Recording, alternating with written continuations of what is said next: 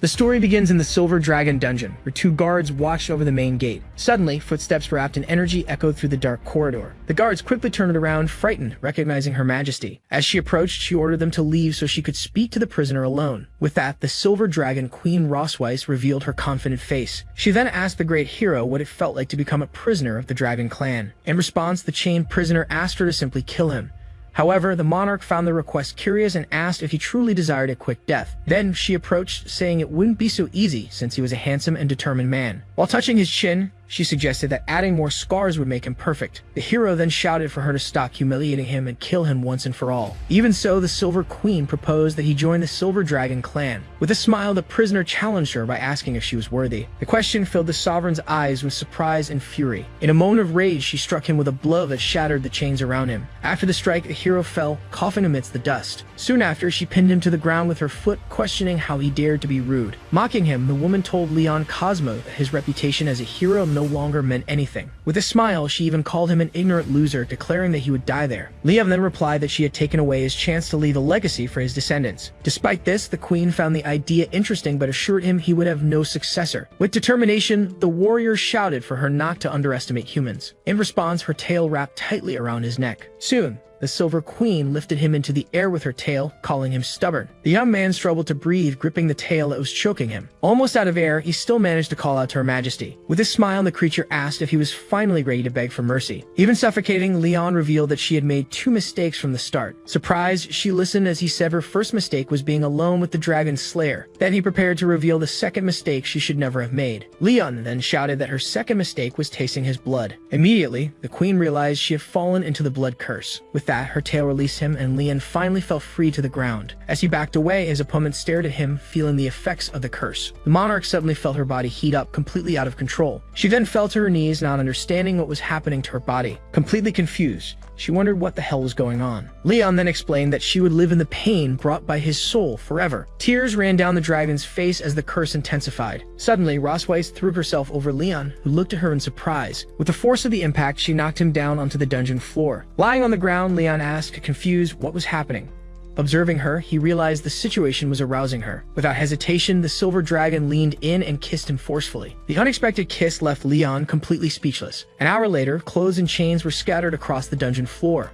Soon, the creature awoke, with the effects of the curse still visible in her eyes. As she sat up, she looked around, confused, trying to understand what had happened. Furiously, she turned abruptly toward Leon, unable to believe the situation. Then she screamed, asking what he had done to her. Leon then explained that the blood curse creates a soul connection and that when he dies, she will feel endless pain. The sovereign called it absurd, questioning what had happened if the effect was only supposed to occur after his death. With that, the prisoner admitted that what happened was an accident, as he hadn't expected that side effect. Immediately, she shouted furiously for him to shut up. Even so, Leon asked with a smile if dragons didn't follow the rule of monogamy. He then revealed that she could no longer have another mate or descendants, as the spell had exceeded his expectations. Then he teased her by reminding her that, just like him, she now would have no successor either. Filled with rage, the queen called him a bastard as energy crackled around her. Calmly, he asked if she wanted to kill him, stating that she didn't need to because he would die soon anyway. Finally, Leon declared that his curse was for her to live with hatred and pain forever. The dragoness remained silent, dressing herself while processing the situation. Then she asked how a human could take revenge in such a despicable way and still want to die. With her hand glowing with power, she called him a scoundrel, incredulous at his attitude. Then she struck him with magical energy directly in his chest. Leon Cosmo was once a legendary dragon-slaying hero. At just 5 years old, he killed a fierce dog and became the apprentice of a passing dragon slayer. At 10, he entered the Imperial Academy, graduating as the youngest and highest-ranked student in history.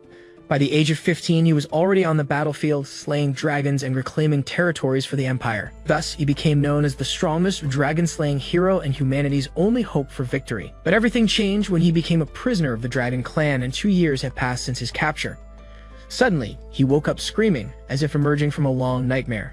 While trying to catch his breath, he looked around completely disoriented. With his hand on his chest, he still tried to understand what he was feeling. Then he realized he was in a luxurious and unfamiliar room, wondering where he was. Next, he heard the sound of the door slowly opening. A small dark-haired girl peeked through the crack in the door. With a sweet voice, she noticed that he was finally awake. The hero was completely shocked. thinking about how cute she was. With that, he started to understand everything, concluding that he must be in heaven for his great contribution to humanity. He called her a legendary angel, but the girl asked, confused, what an angel was. Smiling, he approached and asked what the little angel's name was. The girl cheerfully replied that her name was Moon. He thought it was a very beautiful name, but wondered why her hair color was so strange. Moon then explained that her mother said her hair meant the moon, surprising him with the idea that angels had mothers. As he picked her up, he introduced himself as Leon Cosmode, and she excitedly said she knew Leon meant lion. He asked who had told her that, and she answered that it was her mother as well. With sudden suspicion, he hesitantly asked who her mother was. The girl joyfully replied that it was Ross Weiss, leaving him completely shocked. Realizing that her mother was the Dragon Queen, he began to piece together his own situation. With a radiant smile, Moon concluded that he was her daddy. The revelation left him completely paralyzed and speechless. Then the little girl asked if he really was her father and mommy Ross Weiss's before calling out to her mother. The confirmation hit him hard, leaving him even more stunned. Soon, the Silver Queen appeared,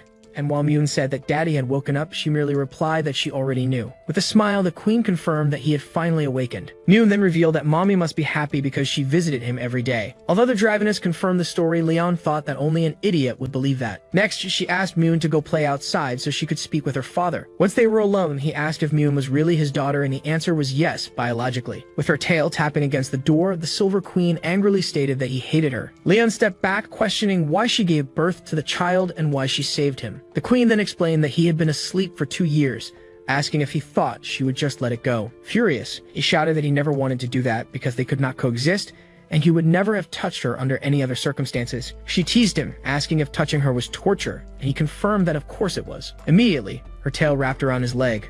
With a pole, she threw him backwards onto the bed. As she pinned him down, he asked fearfully what she intended to do. Without answering, the creature tore his shirt with a single motion. With a magic circle in her hand, she revealed that she wanted to carve her own dragon pattern onto him, making him scream for her to stop. She said that it would make him her prisoner and his greatest shame, as he would never be able to leave her. Then she mocked him, asking what his human comrades would think when they saw the dragon tattoo. As he felt the mark spreading, he asked why she had to go this far. The sovereign approached, explaining that the dragon's concept of revenge was extreme and inhumane. With that, she declared that she wanted him to live with that shame and be severely humiliated by her forever. However, Leon felt something unexpected as the mark formed, because for the Queen, this was a great honor. Thus, she leaned over him and said it was time to begin his unbelievable revenge as a dragon. The scene begins in the Grand Silver Dragon Castle. Their two maids comment that the Queen is in a good mood because her husband has awakened from his coma. Hidden, the Dragon Slayer overhears the conversation and becomes irritated by the claim that he is that so-called husband. Then he remembers how the Silver Queen squeezed him for a whole day and night, nearly breaking his waist. With that, he firmly decides that he will not become her plaything and will escape. Soon, he observes the guards positioned at one of the castle gates. Thus, he realizes it is impossible to leave through there, as 4 dragons guard the passage. Even so, he finds the silence and the lack of guards strange compared to 2 years ago. Suddenly, something unexpected catches his attention on the other side of the wall. Right after, he finds a mysterious hole hidden in the grass and wonders how it got there. Looking inside, he suspects it could be a trap. Desperate, he ignores the risk and decides that the hole will be his only way out. As he enters the tunnel, he bids farewell to the Queen and says she can keep little Moon. Little did he know that the girl was watching him from afar with curiosity. Next, the girl excitedly points to her mother, saying that Daddy is digging a hole like a dog. Nearby, the Sovereign watches the scene and agrees that he is incredible. Then Moon asks when Mommy will reel him back in. The woman explains that it is rude to use the word reel when talking about her father. Curious, the little girl asks what word she should use instead. With a smile, the Queen replies that the right word is bring him back. After some time, the fugitive keeps running through the forest. As he runs, he thinks that he will soon reach human territory beyond the mountains. Then he stops for a moment, believing he has run far enough to shake her off. However, his face fills with shock as he senses something approaching. Looking up, he screams Ross Weiss's name upon seeing her flying in her dragon form. Soon after, she congratulates him on being such a great runner, leaving him terrified. Unexpectedly, her tail appears in front of him. Then the creature shows up and asks if it wouldn't be fun to play with him. The dragon seems disappointed and reveals that she helped him escape, creating the hole for him.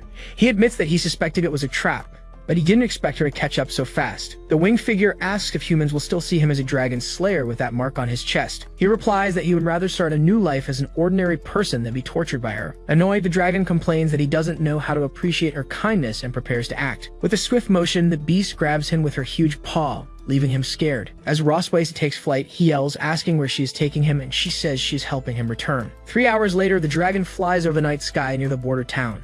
Suddenly, the creature drops him in free fall, making him scream in panic. With that, he crashes through the treetops from the impact of the fall. The forced landing makes him hit the forest floor hard. On the ground, he groans in pain while holding his head. Soon after, he pulls himself together and stays alert. Looking ahead, the Dragon Slayer is surprised to see a brightly lit city in the distance. Confused, he asks himself if that is really a human city. Behind him, the Silver Queen appears in human form and confirms that it is the human empire. Then she asks if looking at the lost city makes him think he can simply return. With a smile, she warns that even being so close, he will not be able to go back. Unexpectedly, the mark on his chest begins to glow with a purple light. Then the woman reveals that when a person with the dragon mark feels a strong desire, the other also reacts. She teases him about the heat in his body, and he asks if she wants to do it right there. In response, she confirms that she brought him there to make him understand what shame is right in front of his hometown. Holding his chest, he asks if she really thinks he will lose faith because of this. Then he grabs her and vows that he will wait for an opportunity to repay all the humiliation double. The unexpected attitude leaves his opponent completely speechless for a moment. Surprised, she simply agrees with a slight blush on her face. Approaching him, she whispers that she will be waiting for him alive or dead. Later, near the Empire's border town, the couple sits beneath a large tree. As they embrace with a smile of complete satisfaction, the woman rests beside her exhausted partner. Despite his exhaustion, she claims to be very pleased with his performance. Soon after, the teasing queen suggests bringing him there every month to visit his hometown. Irritated, the warrior gets up and accuses her of being a dragon queen obsessed with draining his power. In response, she prepares to leave, saying their daughter is waiting for them at home. However, he interrupts her, asking her to wait, which leaves her intrigued. Then he declares that as a dragon slayer, he cannot be carried around like prey and will travel alone. Though the journey would take more than 10 days, she warns him, but he insists that she not underestimate human endurance. With a challenging smile, she says she wants to see how long he can endure. After a while, the young man struggles through the forest with great difficulty. However, he soon stops, panting, completely exhausted from the long journey.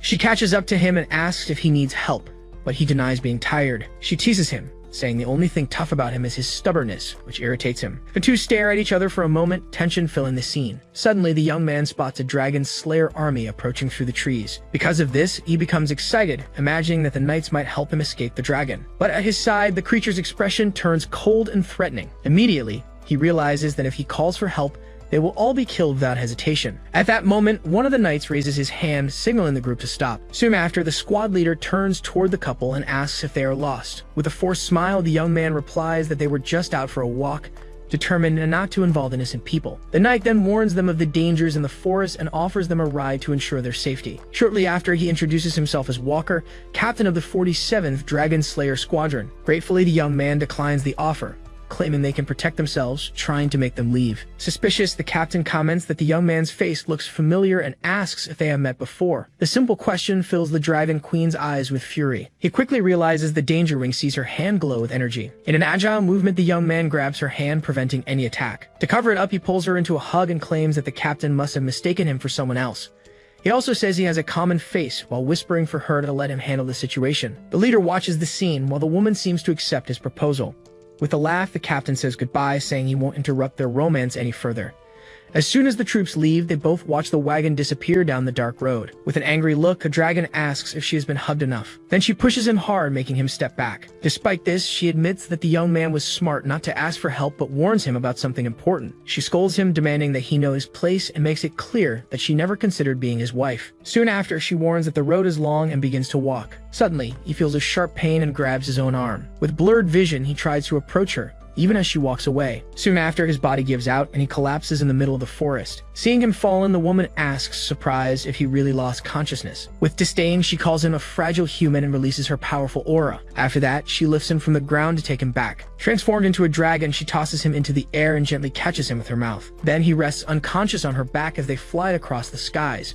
Flying beneath the starry sky, she decides to interpret his collapse as a plea for mercy. At dawn, the scene returns to the majestic silver dragon castle. Inside the castle, the warrior finally awakens in a comfortable bed. At his side, little Moon excitedly celebrates seeing her daddy awake. Confused, he asks how he ended up back there, and the girl replies that mommy brought him back. With that, he remembers being captured by the queen, feeling like prey. Next, his attention turns to a bandage on his injured hand. Proudly, the little girl reveals that she was the one who bandaged it for daddy. As he watches her, he reflects on how dragons are a fierce and violent race. Even so, he notices that the child shows no hostility and treats him as a father, perhaps because she is a hybrid. With a smile, the man pats her head and says she is amazing, making her happy. Soon after, he advises her not to grow up to be like her mother, which leaves her confused. Unexpectedly, Rosweiss herself appears at the door and asks what is wrong with being like her. Caught off guard, he denies saying anything as the woman approaches with a tray. The daughter then proudly tells her mother that she bandaged daddy's injury following her instructions. Without much emotion, the dragon comments that she should have done it anyway. The girl obediently responds while the father thinks about how strict her mother is. To talk privately, he suggests that the little one go hide in the garden to play. With that, the little girl gets excited about the idea of playing hide and seek with daddy. Then, he hurries her along, saying that he's not like her mother and telling her to go quickly. As he starts counting, Moon runs excitedly, asking him not to count so fast. The man keeps counting, watching his daughter dash down the hallway. Soon after, he abruptly turns to confront the queen. Irritated, he asks if she isn't being too harsh with the child. In response, the woman explains that dragons must be strict to raise strong warriors. He argues that their daughter is gentle, but she counters that gentleness is a degrading word for a dragon. With a smile, the young man compliments the queen, saying she's also pretty cute when she wants to be. The unexpected comment visibly irritates her. Angrily, she grabs his shirt tightly. Then she yells that he is just a slave for her to vent on and tells him to stop throwing himself at her. Her explosive reaction leaves him completely speechless. Rosweiss informs him that, as queen, she has duties and the task of caring for the child will be his. With a hug, she softens and says their daughter likes him very much. Right after, the scene shifts to the beautiful castle garden. As he walks through the garden, he sarcastically reflects on the idea of being a babysitter for a child. Suddenly, an unexpected sound catches his attention from the other side. Soon he sees Moon hiding behind a pillar, thinking she's tricked him. With a smile, he points and shouts that he found her. The girl, however, remains still without reacting, so he watches her more closely. The man then notices the angry expression on the little girl's face and wonders why. Embarrassed, he tries to apologize for making her wait. Unexpectedly, the little girl turns and starts running, leaving him confused. Then he shouts, asking why she is running away. Confused, he wonders where she went as he just saw her pass by. Thus, he concludes that predicting a child's mood is very difficult. He then realizes why the queen left him with the task of taking care of her. Suddenly, Moon jumps on his back and happily celebrates catching daddy. Surprised, he asks her if she hadn't just run past him. She explains that she went out looking for him because daddy wasn't finding her. Hearing her explanation, he wonders if he really saw wrong.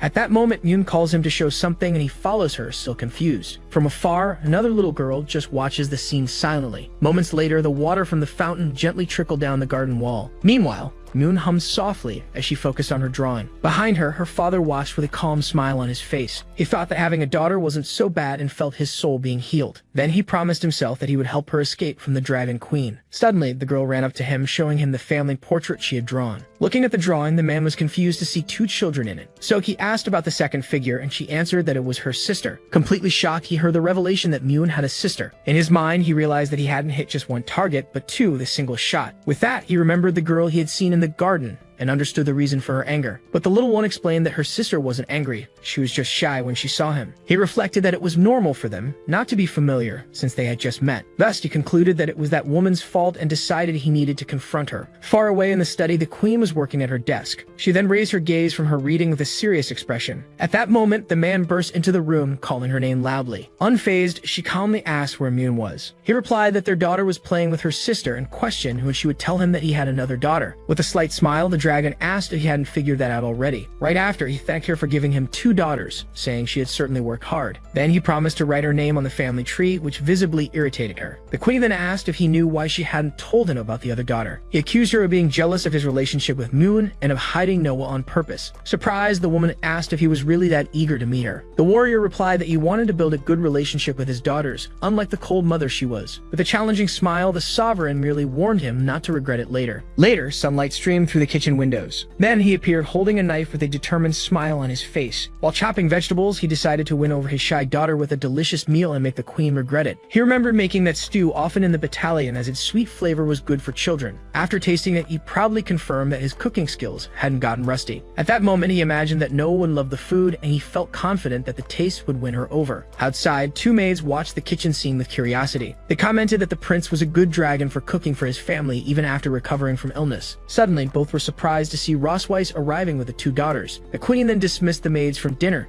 saying they could go rest. As soon as they arrived at the dining room, he greeted them, saying they were just in time. Moon ran to her father, praising the delicious smell, and he told them he had prepared stew and steak especially for them. With a loving look, he wondered if Noah could feel his feelings through the food. However, the girl simply turned her face away with disdain, leaving him completely shocked. He was frustrated, wondering why this was so different from what he had imagined. Then, he mentally accused Rosweiss, convinced that she had predicted this outcome and prevented him from meeting Noah for that reason.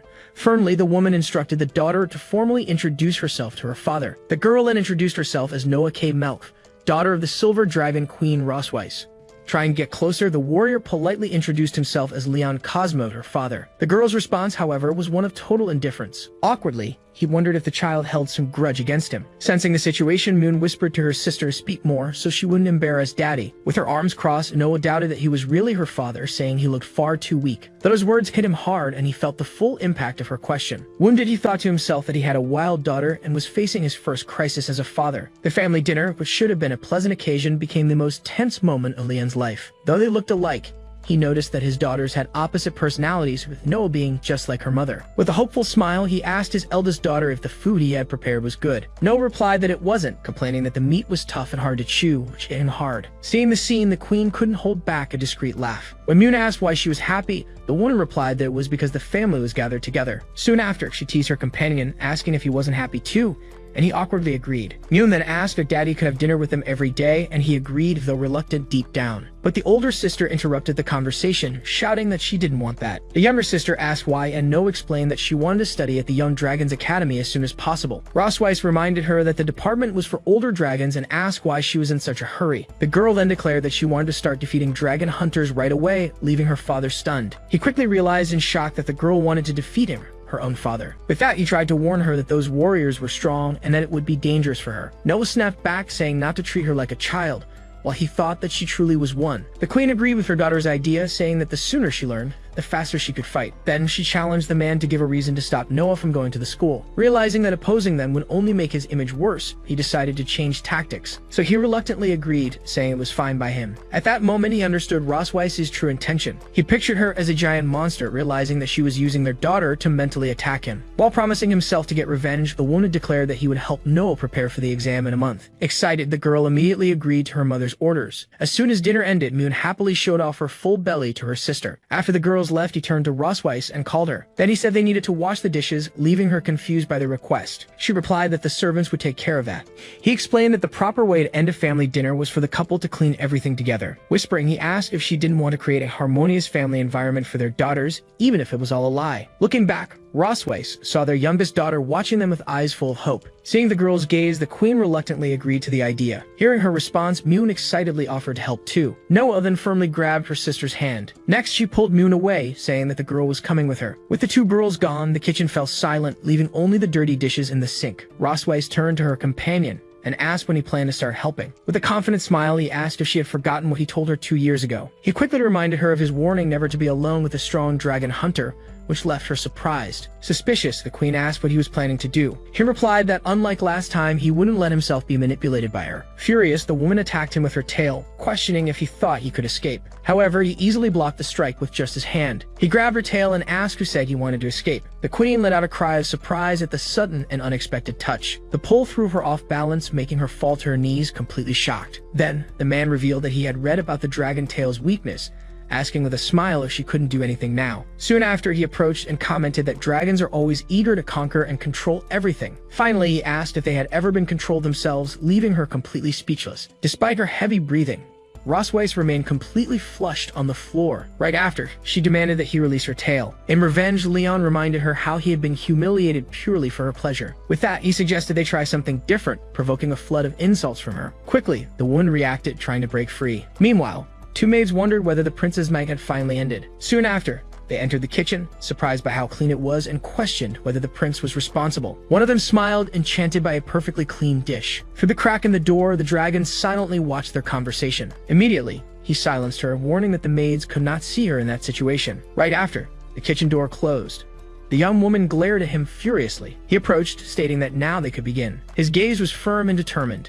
At that moment, her eyes seemed helpless. 3 days later, in the kingdom's vast castle, curious, Moon asked if their father was dead from sleeping so much, but No decided to investigate immediately. A small kick landed on the sleeping man's face, making him feel the pain of the blow. Thus, No confirmed that he was alive, leaving him shocked at how he was being treated. As soon as he opened his eyes, he saw the younger girl startle when she realized he was awake. Immediately, the little one ran off to tell Rosweiss, while the man tried to understand when exactly he had passed out. The woman simply asked if he really needed to be reminded of what had happened. With that, Leon recalled that he had been knocked out with a single punch that night. Sitting on the bed, he reflected that any ordinary person would have died from such cruelty. Even so, he admitted that she was very beautiful and didn't look her age. The girls then asked what was wrong, but No said he was only staring at their mother. Discreetly, Rosweiss knocked over a flower ornament on the vanity with her hand. The sudden movement made the warrior turn toward her. Then he picked up the delicate accessory. With a calm gesture, he placed the ornament in her hair, saying that it suited her very well. She then asked him how many women had heard that same line. The dragon replied that when he was a boy, he only knew how to take care of his uncle's donkey. Curious, Moon asked her father what a donkey was. He then described it as an animal with big ears that complains a lot,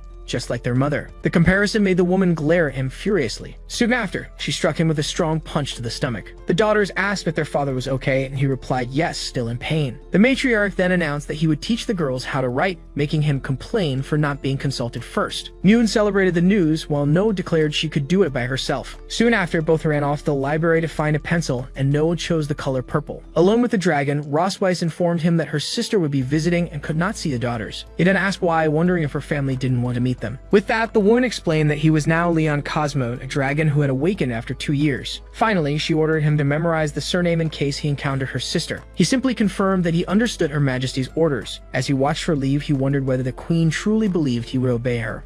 On the contrary, he decided that he would make her suffer the greatest humiliation in front of her sister. In the study room of the Silver Dragon Temple, the lesson was beginning. Leon then demonstrated to his daughters how they should write, asking them to pay close attention. Right after, he showed them the written names and asked them to memorize the writing before practicing. However, No complained that his handwriting was ugly, claiming that their mother's was much prettier. Moon asked what he would do, and the dragon replied that he needed to return something to their mother. As he left, he warned that he would come back to check their work, making Noah wonder if he was an idiot. Her sister commented that he seemed happy, but the little silver-haired girl denied it, admitting that at least he wrote quickly. Even so, she couldn't hide a slight blush on her face. Meanwhile, at the city gate of the Silver Dragon Temple, an important visitor was arriving. The newcomer was Isabel Melqui, Queen of the Red Dragons.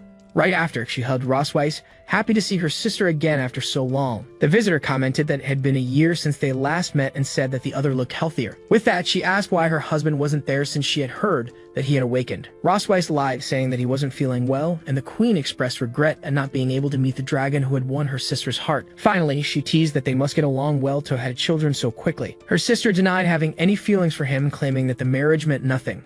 Isabel simply remarked that she was still the same proud person as always. Then the hostess suggested they go to the garden to talk while they walked. From afar, the two walked side by side, holding each other closely. From a window, the prisoner watched them through a telescope, identifying Rosweiss's sister. With a determined look, he decided it was time to test the influence of the dragon mark. Meanwhile, Isabel spoke about the recent instability in the territory of the Fire Dragon King. Upon hearing this, Rosweiss remembered a name, Constantine, as the image of a fire dragon appeared in her mind. She asked if he had disappeared, but her sister speculated that he might be trying to expand his territory. Suddenly, a mark on her chest glowed intensely, causing her a sharp jolt. At that exact moment, she felt a strange connection forming. Isabel asked if something had happened, but the warrior covered it up and asked her to continue the conversation. In her thoughts, she cursed Leon, knowing he was the cause of that feeling. Soon after, she suggested reinforcing the border defenses to prevent any incident. With that, she felt the dragon mark's effect growing stronger in her body. Her sister noticed that she was sweating and asked if she was feeling alright. Rosweiss then made up an excuse, saying she had to deal with an important matter and would return in 20 minutes. When Isabel offered to accompany her, she refused, saying it wasn't necessary. The queen figured it was the dragon mark,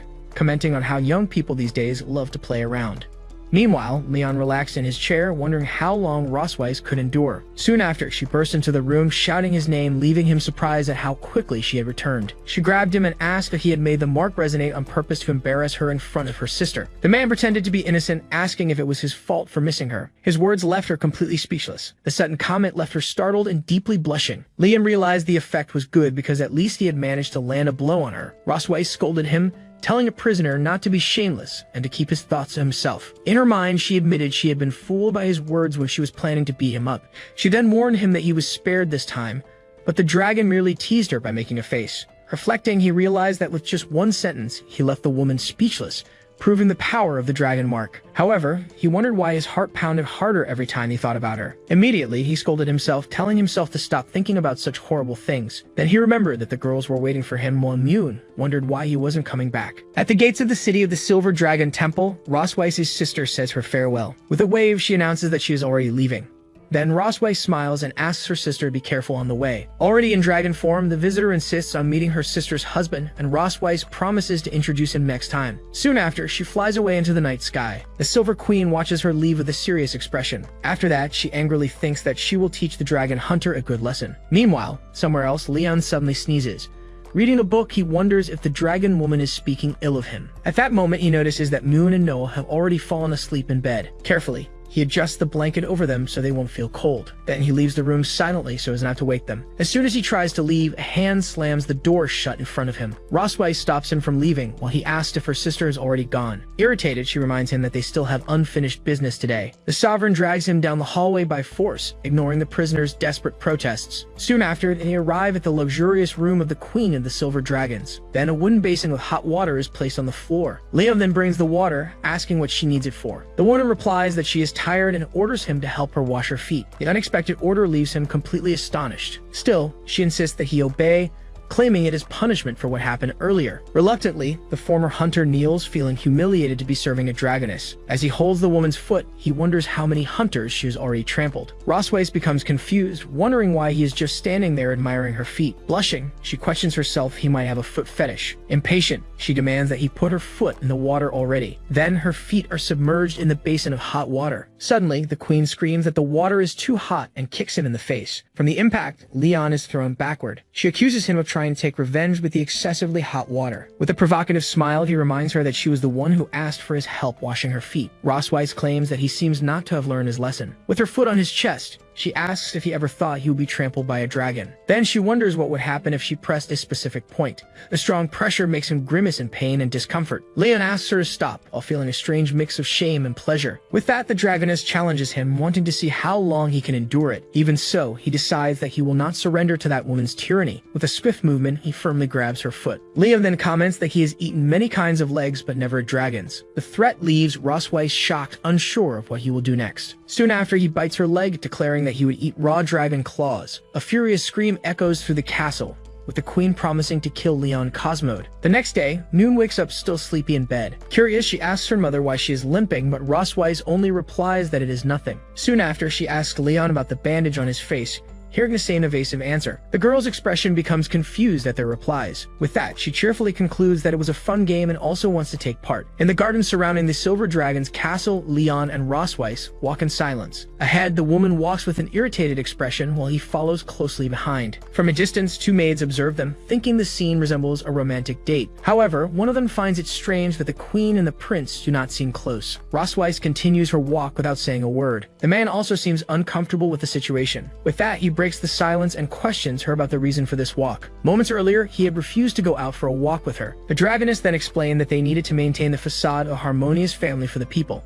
Back to the present, he thinks she's acting strangely and wonders what she is plotting. Hidden, Noon comments that her father is so slow that he doesn't even know how to hold her mother's hand. Determined, she decides she will help even with Noah trying to stop her. Without hesitation, she runs towards them, while her sister pleads for her to leave him alone. Suddenly, the little girl appears behind the couple, and Leon asks, surprised, how she got there. Noon then grabs one hand from each of them and joins the two together. Then, she explains that to take a walk, they need to hold hands. Hidden, the girls find the couple way too sweet, and No concludes that it is their mother who doesn't fit in. The man then reflects that he didn't expect holding hands would affect Rosweiss so much, thinking that she doesn't know how to get close to the girls. Then he comments that sometimes they call her mother, and Rosweiss asks if there's anything wrong with that. He explains that normally they would say mommy along with daddy, and the way they say it sounds distant. The Silver Queen becomes confused, questioning if there really is a big difference between the terms. With a smile, the hunter suggests they try to get the girls to call her mommy to feel closer. The suggestion leaves Rosweiss completely surprised and speechless. She then decides they will try that from now on, and he complains about being pulled to walk faster. As they walk, Rosweiss asks if he misses home, saying she has something to ease his nostalgia. Then she leads him to a storage building located behind the mountain of the castle. Leon asks what kind of place it is, and she replies that she hasn't named it. As she unlocks the door, she says he can call it a storage room or a back room. As soon as the door opens, she states that the name doesn't matter. When they enter, Leon is impressed with the place and asks if it's a dragon's storeroom. Next, he notices a bracelet his grandmother gave him,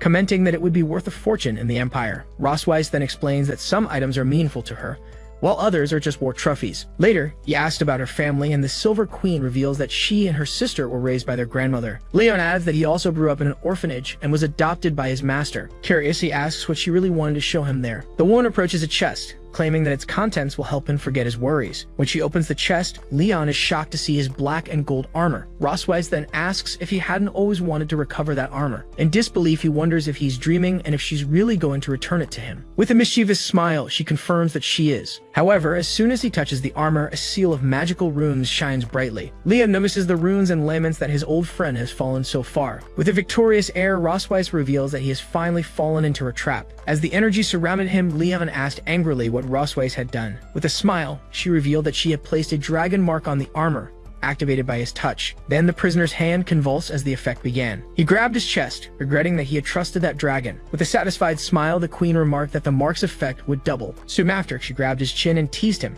asking if he could handle it. With difficulty, the warrior clenched his teeth while trying to say her name. With that, he was pushed backward, completely losing his balance. Pinned to the ground, he felt an intense urgency take over his body. Rossweiss revealed that she had been searching for ways to make him lower his guard, as she hadn't expected him to fall so easily. Surprised and speechless, Leon could only stare at her, his face flushed. With a victorious air, she then asked if her performance had been convincing. He asked in shock if everything she had said about her family and holding hands was a lie. As she approached, Rossweiss stated that it was all true, but that didn't change her plans for him. Finally, she touched her own body and reminded him of what he had said before. The Silver Queen reminded him that he had said she liked being in charge. With a smile, she confirmed that she really did like to be in control. Then she asked if her dear husband was ready before kissing him, making him curse. The large storage room doors closed, sealing the fate of the dragon hunter. After a few hours, he cried out of relief, thinking that it was finally over.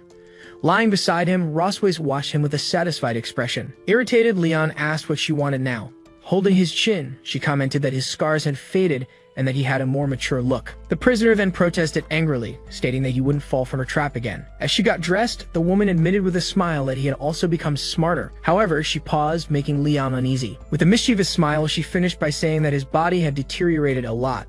Confused, he could only ask what that meant. Her statement that his body had decayed left him completely shocked. The repetition of the phrase left him frozen in complete despair. The humiliation continued as the queen's words echoed in the prisoner's mind. The next day, a new dawn rose over the vast castle. With an exhausted appearance, Leon opened the door and asked who was there. On the other side, Rossweiss greeted him with a good morning, while Noah waited silently. With a teasing smile, she remarked that he didn't look like he had slept well. Leon then asked whose fault that was, but the woman pretended not to remember anything. Watching the scene, the little girl just thought that they had already started arguing again. Rossweiss then informed him that he needed to give no lessons for the academy's strict test. Next, she teased him by saying that after yesterday, he could only prove his worth in other areas. Furious, Leon protested that the previous night he just hadn't been in good shape. Then he promised he would make no pass the test, but demanded something in return. The Silver Queen accepted the deal, but on the condition that his request wouldn't be excessive. With a determined look, the dragon agreed to the proposal, sealing the deal. Rossweiss wished them good study and told him not to push himself too hard, leaving him irritated. Noah then asked why he argued with Mommy, and Leon replied that it was just their way of talking. Surprised, he asked the girl what she had just called Rossweiss. Innocently, the little girl simply repeated the word Mommy, holding her book. Then he asked if she preferred calling her that, and Noah timidly confirmed that she did. With a satisfied smile, Leon celebrated, having guessed that she would like it. In response to his reaction, the little one just stayed silent, a bit embarrassed. Soon after, she said it was time to study and began to walk, making her father ask her to slow down. Although they were in the study room of the Silver Dragon's castle, two little creatures were making themselves known. Nearby, the young man was focused on his studies. However, the Valkyrie approached and asked why he hadn't gone to sleep yet. Because simple lessons weren't enough for Noah, he explained that he was preparing a special study plan for her. Thus, he claimed to be sure that the girl would pass the test with only 1 month of study. In response, the woman proudly said that the girl took after her. But he looked at her with a smile and said he seriously doubted that. Right after, he boasted about having graduated as a genius and having won all the school's honors. Moreover, he asked what awards the queen had won, leaving her speechless. Still surprised, the warrior reflected, not imagining that he was so intelligent as well as strong. Even so, she teased him about how he ended up as her prisoner, making the young man shout that he had only lost once. As he lamented his misstep, the blonde mocked him, saying that the queen stepped on him. Then she noticed a plate of peppers on the table. Curious, she asked what he was going to do with them. So the young man replied that he had brought them from the kitchen to stay awake. However, she warned him that those were yellow peppers from the dragon clan and that he wouldn't handle them. Still, He ate the pepper, and his reaction was immediate. Soon, he screamed that it was way too spicy. With his mouth on fire, he started desperately searching for water in the room. Then the woman held his face to calm him down. Immediately, he was surprised and speechless at the unexpected touch. A little embarrassed, she explained that she thought her cold hands might make him feel better. With that, the young man noticed that her fingertips were cool and pleasant. Feeling the touch, he realized how soothing it was. Soon after, he thanked her, saying he was already feeling better, and she stepped back. After the moment passed, they were both visibly embarrassed. Finally, the Valkyrie ordered him to go to bed, warning him not to eat any more peppers. As he watched her leave, he thought that for a moment he had wanted her to touch his face more. But he quickly grew irritated, remembering that he had been tricked by that evil dragon. Even so, he returned to his books, determined to find a way to recover. Then he flipped through a book, dismissing the red dragon fruit and the Ling and Yu herb, until his eyes fixed on a page describing the dragon big force. With a smile, he realized that he had finally found what he needed. The next day, he informed the girl that he had already corrected her practice test. She then made a guess of 50 points. With a smile, he showed her the result, 62 points, a little above what she expected. Despite this, the little one clenched her fists, visibly dissatisfied, for the young man understood that she had high expectations for herself. Still thinking, he noticed that unlike Moon, this girl had chosen to study instead of playing. To encourage her, he patted her head and said that 62 points was a very good result. In this way, she thanked him and said that now they should focus on the wrong answers. Soon after, he had a coughing fit, so he apologized and explained that his throat was irritated because of the peppers from yesterday. Meanwhile, the blonde showed up to see Noah and told her that her father had worked all night. Thus, she revealed that to stay awake, he had eaten super spicy yellow peppers. Then the girl surprised him by holding out a small container and telling him to take it. Surprised, he asked if it was for him, and the young girl confirmed, explaining that it was his wife who had sent it. With a smile, he asked her to thank her mother for him, wondering how that woman could be so kind. Then he cheerfully suggested that they continue studying, bringing father and daughter closer together. Sometime later, in the kitchen of the Silver Dragon's castle, everything was prepared. Soon, two maids entered with all the requested ingredients, and the young man told them to leave them there. Meanwhile, he thought to himself that he had asked for irrelevant items so they wouldn't guess his plan. Furthermore, he reflected that despite using common ingredients, the success rate of the potion was very low. First, he began the process by grinding and mixing all the necessary components. Then he added them in order into a pot to cook. Hours later, he was frustrated to realize that he had failed once again. He still regretted having followed the book's methods several times, always failing at the purification step. The separation method described using high heat could easily nullify the medicine. Therefore, he concluded that he needed a more effective way to separate the medicinal residues. At that moment, a lightning bolt cut through the sky outside. Sitting in a chair, he looked out the window and remarked that it was going to rain soon. However, when he looked again at the flash of light, he had a sudden idea. He remembered his alchemy teacher saying that electrolysis sometimes succeeded where fire failed. Excited, he decided to try distilling using his magic, but questioned its efficiency given his still limited power. Even so, he claimed to have enough control to use his magic precisely. Half an hour later, he held a small pill and celebrated his success. With a satisfied smile, he concluded that preparing dragon medicine was simple. Suddenly, his daughter appeared and asked what Daddy was doing. Immediately, he froze for a moment, surprised by her presence. Startled, he shouted her name when he noticed her. He tried to cover it up, but the little girl asked if Daddy was hiding candy. Quickly, he explained that it was medicine for her mother, making the girl ask if Rosewasi was sick. He reassured her, saying it was just to help her recover from exhaustion, although he had made it for himself. Myun then happily asked her father to take good care of Mommy. He agreed, thinking that he would definitely take care of her when he fully recovered. Meanwhile, a heavy storm fell over the castle. Back in his room, the alchemist wondered about the side effects of the supplement on humans. Therefore, he decided to leave it aside for now, frustrated by the situation. At that moment, a noise at the door caught his attention. Surprised, he asked the Majesty what she was doing in his room. The visitor revealed that she had heard from their daughter that he had prepared a special medicine for her health. Embarrassed, he thought about how his little dragon could gossip so quickly. She then calmed him, saying she was surprised that he could make potions in such a simple environment. Next, she asked to see what he had prepared. So he handed over the box, thinking she would take it from him anyway. After opening the container, the woman praised him for creating dragon strength perfectly in such poor conditions. He was shocked by the praise and wondered if she was really being serious. Rosweiss said that he could keep the medicine, but warned that it couldn't be consumed right now. Desperate, the young man asked why it was forbidden. Then she explained that the effect was too strong for a human body,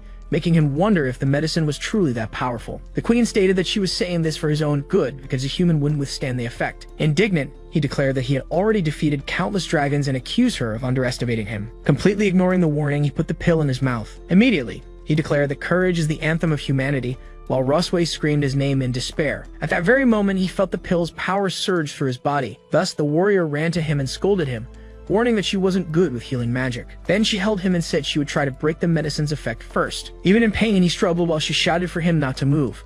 With his body crackling with energy, he stared at the Valkyrie and declared that this was human courage. Under the rain, a large amount of energy gathered around the palace.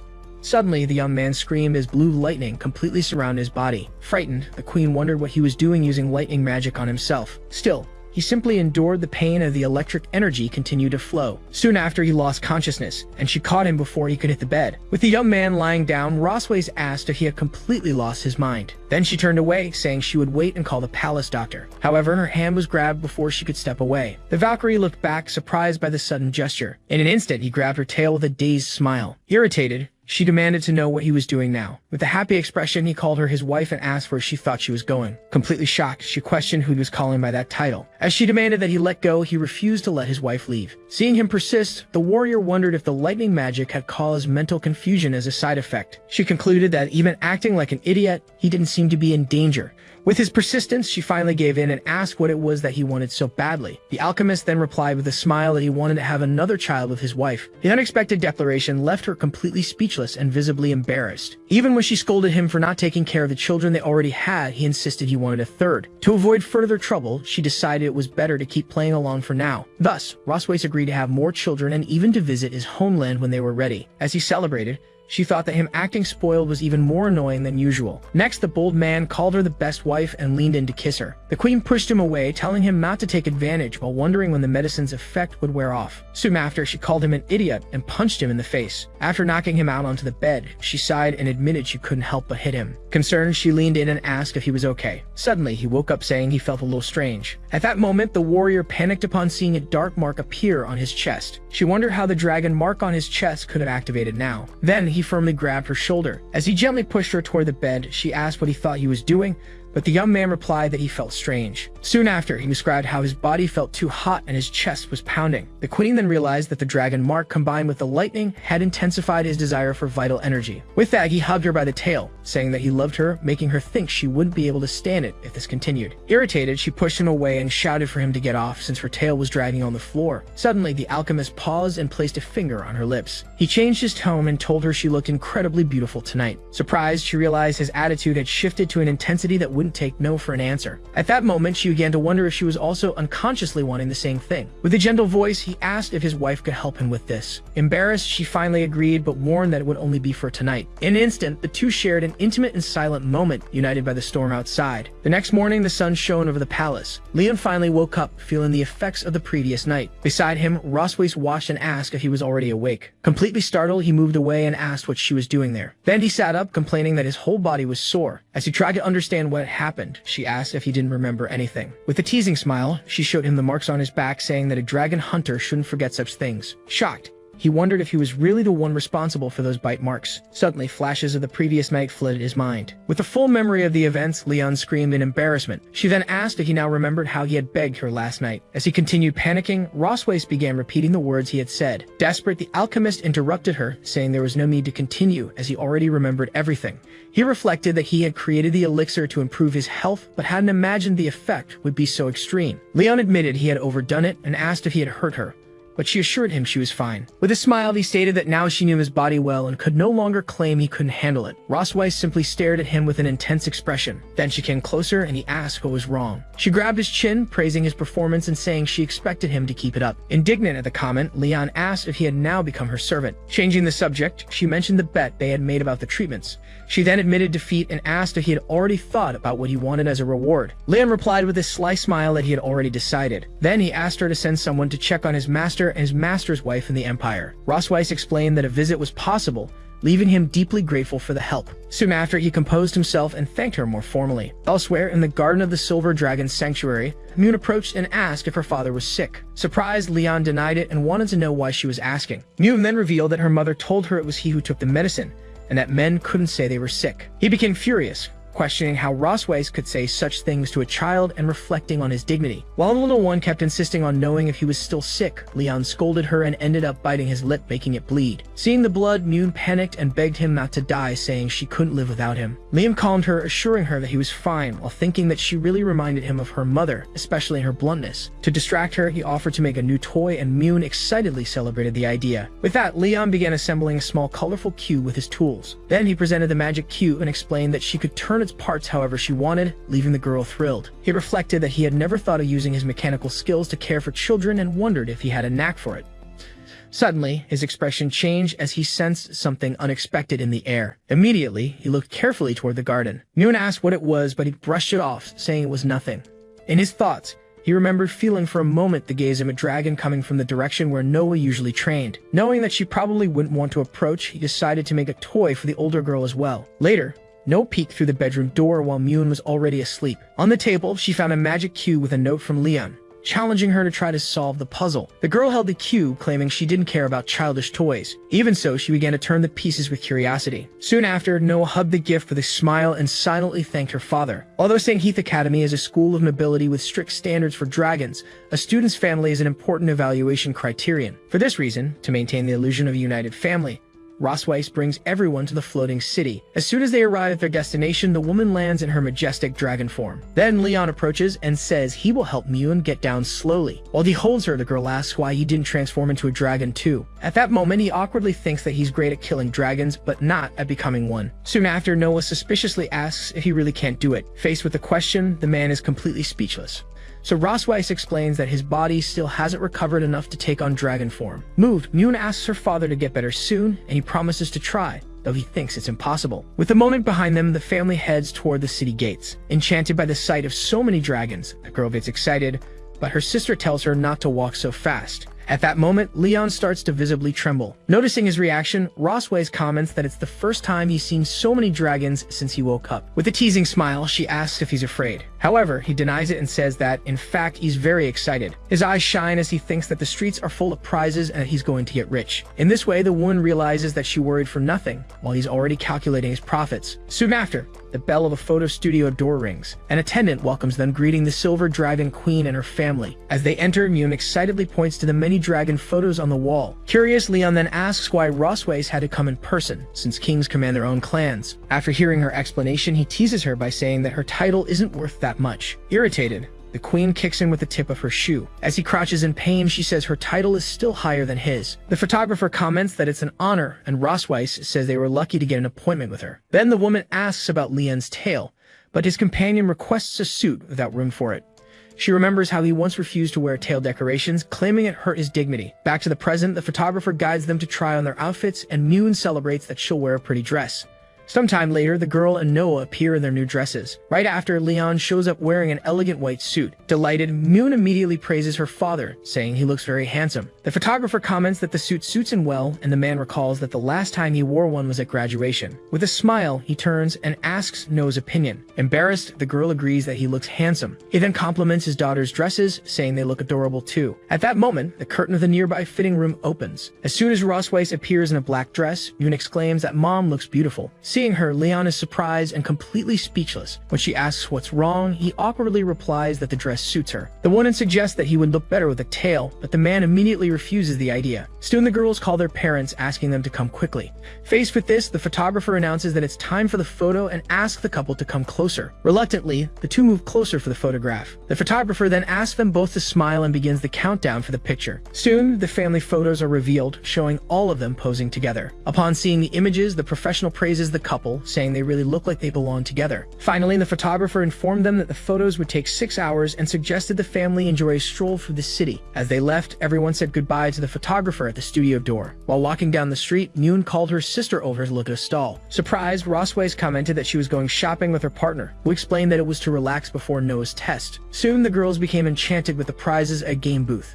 Suddenly, a nearby noise startled the couple. The booth owner encouraged the children, saying they could hit the target if they kept trying. Observing, Leon noticed there were shooting games at the booth, and Moon excitedly called for him. After seeing Noah lose, he thought that the game was designed so the owner would always make money. Rosweiss then explained that the game was difficult for the girl because it used traces of magical energy. At that moment, the owner offered the couple a chance to play and win a teddy bear for their daughters. Faced with this, the hunter turned and asked the girls if they really wanted the prize. The two vehemently denied it, but he understood that their answer actually meant yes. Without hesitation, he asked for 10 shots from the owner, warning that Rosweiss would be the one paying. Holding the gun, he thanked her and commented that he hadn't held one since Hunter Academy. With a quick shot, he hit the target dead center. Meanwhile, the booth owner thought he had adjusted the gun so that no one could win. To his surprise, all the targets were hit in a perfect sequence. Liam celebrated his own luck, while the man muttered that it was impossible. New shouted that her dad was amazing, and his companion admitted that he wasn't half bad. The owner then handed over the prize to the winner, who thanked him with a victorious smile. Then, he gave the teddy bears to his daughters, who thanked him excitedly. Rosweiss watched the scene and thought that when he truly dedicated himself, he had a certain charm. Soon, the young man noticed her gaze and wondered why she was staring at him. Nearby, a little girl asked her mother for a teddy bear too. Shortly after, Rosweiss found herself holding a giant teddy bear in surprise. Seeing the scene, Leon laughed at the vendor's frustration and, excited, asked the boss for 10 more shots. Despite a warning not to waste time, he replied that he was there to have fun with his daughters. The hunter asked if she didn't like it, and the woman replied that she didn't want one, but he insisted that he couldn't leave her empty-handed. Even though she thought the bears were useless, she admitted to herself that they were cute. Holding a teddy bear, Rosweiss asked him to come to her room after dinner. With the unexpected invitation, Leon was completely shocked. Later, the castle lit up, setting the stage for the encounter. As he walked down the corridor, he concluded that he had been summoned for an intimate moment. Even so, he pondered that if he went, he would suffer for a night, but if he didn't, the suffering would last all week. Determined, he decided to face her and ran toward the bedroom door. To his surprise, he noticed the door was unlocked. Cautiously, he entered the room and called for Rosweiss. Upon hearing the sound of water coming from the bathroom, he deduced that she was taking a bath. Looking at the door, he noticed her silhouette through the glass. With his heart racing, he convinced himself that they were really going to have a night together. Then he tried to compose himself to control his own anxiety. Soon after, he peeked curiously as the bathroom door opened. Rosweiss then appeared wearing a nightgown and invited him to begin. Desperate, Leon realized that she planned to drain all of his energy again. Right at the start, Rosweiss asked Leon whether he preferred to do it in the living room or on the balcony. In response, he said that the balcony would be embarrassing if someone saw them. With that, she agreed on the living room, stating that the place didn't matter. Liam then closed his eyes and took a deep breath, preparing himself for whatever was coming. Next, he shouted that he was ready to begin. Suddenly, he threw himself onto the sofa, making her question what he was doing. Lying down, the hunter asked in confusion if this wasn't what she wanted. Rosweiss then teased him, saying that he certainly seemed eager, but it would have to wait for another time. As he sat up, he asked what the scroll she was holding was. She revealed that it was St. Hit's Academy's test to assess the couple's habits and personality. She then explained that they needed to align their answers to avoid harming No's evaluation. Leon read the paper and questioned whether this wasn't just a silly compatibility game for couples. He then asked what her favorite color was, and while Rosweiss answered black, he said his was silver. Afterward, they exchanged papers to check their answers. Immediately, they both exclaimed in embarrassment that it was all just a coincidence. The woman then suggested they test how much they knew about each other, and he agreed. A short time later, Leon announced that he had already finished his part of the test. When they compared results, he boasted that his score was higher than hers. In her thoughts, Rosweiss was impressed by the details he got right, such as the comfort of her tail. However, she noticed that his mistakes were only when he tried to guess her thoughts. For that reason, she reflected that the mistakes were normal since she never opened up to anyone. Given the situation, she considered that maybe she could open up a little more to her partner. Meanwhile, he noticed that she was staring at him and wondered if it was because of anger over the score. To break the silence, he laughed and reassured her, saying it was hard to get a high score with so little time spent together. Right after, he stated that for No's sake, they needed to try to understand each other a bit more. Upon hearing this, Rosweiss was completely flustered. Next, she hit him and told him to stop stalling and write down the correct answers already. Then they argued about the answer to the disappointment question, with her expecting him to use his dragon strength another time. A week later, Leon celebrated their new average while Rosweiss slept in his lap. Satisfied with the result, he then said goodbye so he could leave. As he stood up, she grabbed his clothes and asked him to wait. Then she invited him to take a bath in her bathtub before leaving. Liam then asked, surprised, if she really wanted him to bathe in her room. Without giving him time to think, Rosweiss pushed him toward the bathroom, telling him to go already. In the bathroom, he wondered why she was so insistent and whether she was planning something. However, he concluded that she was probably just tense because of the test. With that, he decided to simply enjoy the moment and got into the bathtub. Soon after, he relaxed in the hot water, thinking it felt great. Suddenly, he was startled to see Rosweiss entering the bathroom, wearing only a towel. She approached and said she had accumulated a lot of stress and wanted to relieve it now.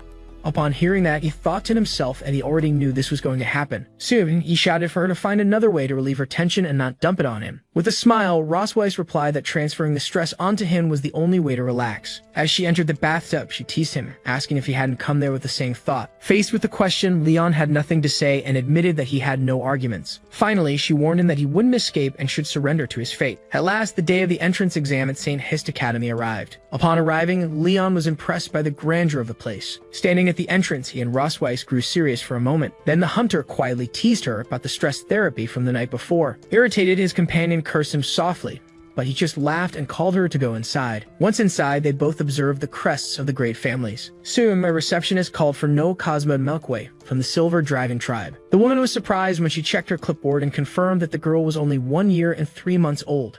Faced with this, Leon asked if there was a problem, but the receptionist said she was just a little surprised. She explained that although the minimum age was 1 year, most dragon hatchlings enter between 4 and 6 years old. Rosweiss then stepped in, stating that their daughter was smart and that they respected her decision. With that, the staff member directed them to the family evaluation on the 4th floor, while Noah went on to take her test. They arrived at the meeting room located on the indicated floor. There, the couple sat on a sofa to wait with 3 other people. In a low voice, Rosweiss asked if he thought the others would be easy to deal with. Leon whispered back that they looked easy to defeat, and that his former self would beat them in 50 moves. As the others noticed their presence, he whispered angrily that he would go after them all if they failed Noah. Then, a man introduced himself as Vice Principal Walter Wilson, in charge of the parental evaluation. Both responded with a smile, although the hunter suspected the evaluator might cause trouble. The vice principal then began by asking when their wedding anniversary was. Hearing the question, the two looked at each other tensely, as it was precisely the question they feared the most. In a flashback, Rosweiss worried about how to answer since they weren't actually married, and Leon suggested using a memorable date. She then began to recite the agreed-upon date, the year 1733 of the creation era. Together, they answered with a smile that it was on May 25th, the day they met in the dungeon. The vice principal commented on how fast the marriage and pregnancy happened, and the hunter made up a story about love at first sight. Then the evaluator asked if they had discovered any flaws or bad habits in each other. To sound more convincing, Leon said yes, while Rosweiss said no, as they had agreed. Pressed to explain, Leon began to say that sometimes he felt he wasn't very important at home. Even so, he continued, praising Rosweiss for being highly efficient and taking care of everything perfectly. However, he admitted that she built up stress, and that he wished to help more, finishing with a mental plea for her to stop taking it out on him. During the interview, the lady asked the dragoness what her husband's most charming qualities were. Rosweiss then described him as handsome, intelligent, and responsible, listing several of his traits. He listened with a forced smile, not knowing whether he was being genuinely praised or just mocked. Then she took his hand and told him not to overdo things. Moments later, she squeezed tightly, making him feel a bit of pain. Seeing the scene, the interviewers concluded that the two were a deeply in-love couple. The interview continued in a pleasant atmosphere among everyone in the room. To finish, the evaluator proposed that they ask each other one final question. Rosweiss smiled and said she had no questions, as she already knew everything about her partner. Then the evaluator turned to the hunter, who wondered how to end the evaluation quickly. Leon surprised everyone by asking if she liked the teddy bear he had given her. The unexpected question left Rosweiss confused, not understanding his reason for asking it. With a flushed face, she timidly admitted that she liked the gift very much. Satisfied, he smiled and said he had no more questions to ask. Thus, the evaluator concluded the assessment and thanked the couple for their cooperation. A few days later, a messenger dragon flew in through the window, and Mew announced that the message had arrived. Anxiously, everyone gathered around the table as Leon prepared to open the scroll. The letter revealed that Noah had passed the evaluation and should attend the admission ceremony. As the sisters celebrated her success, the parents looked at the result in surprise. Then Mew hugged her sister, saying that she and their parents were amazing.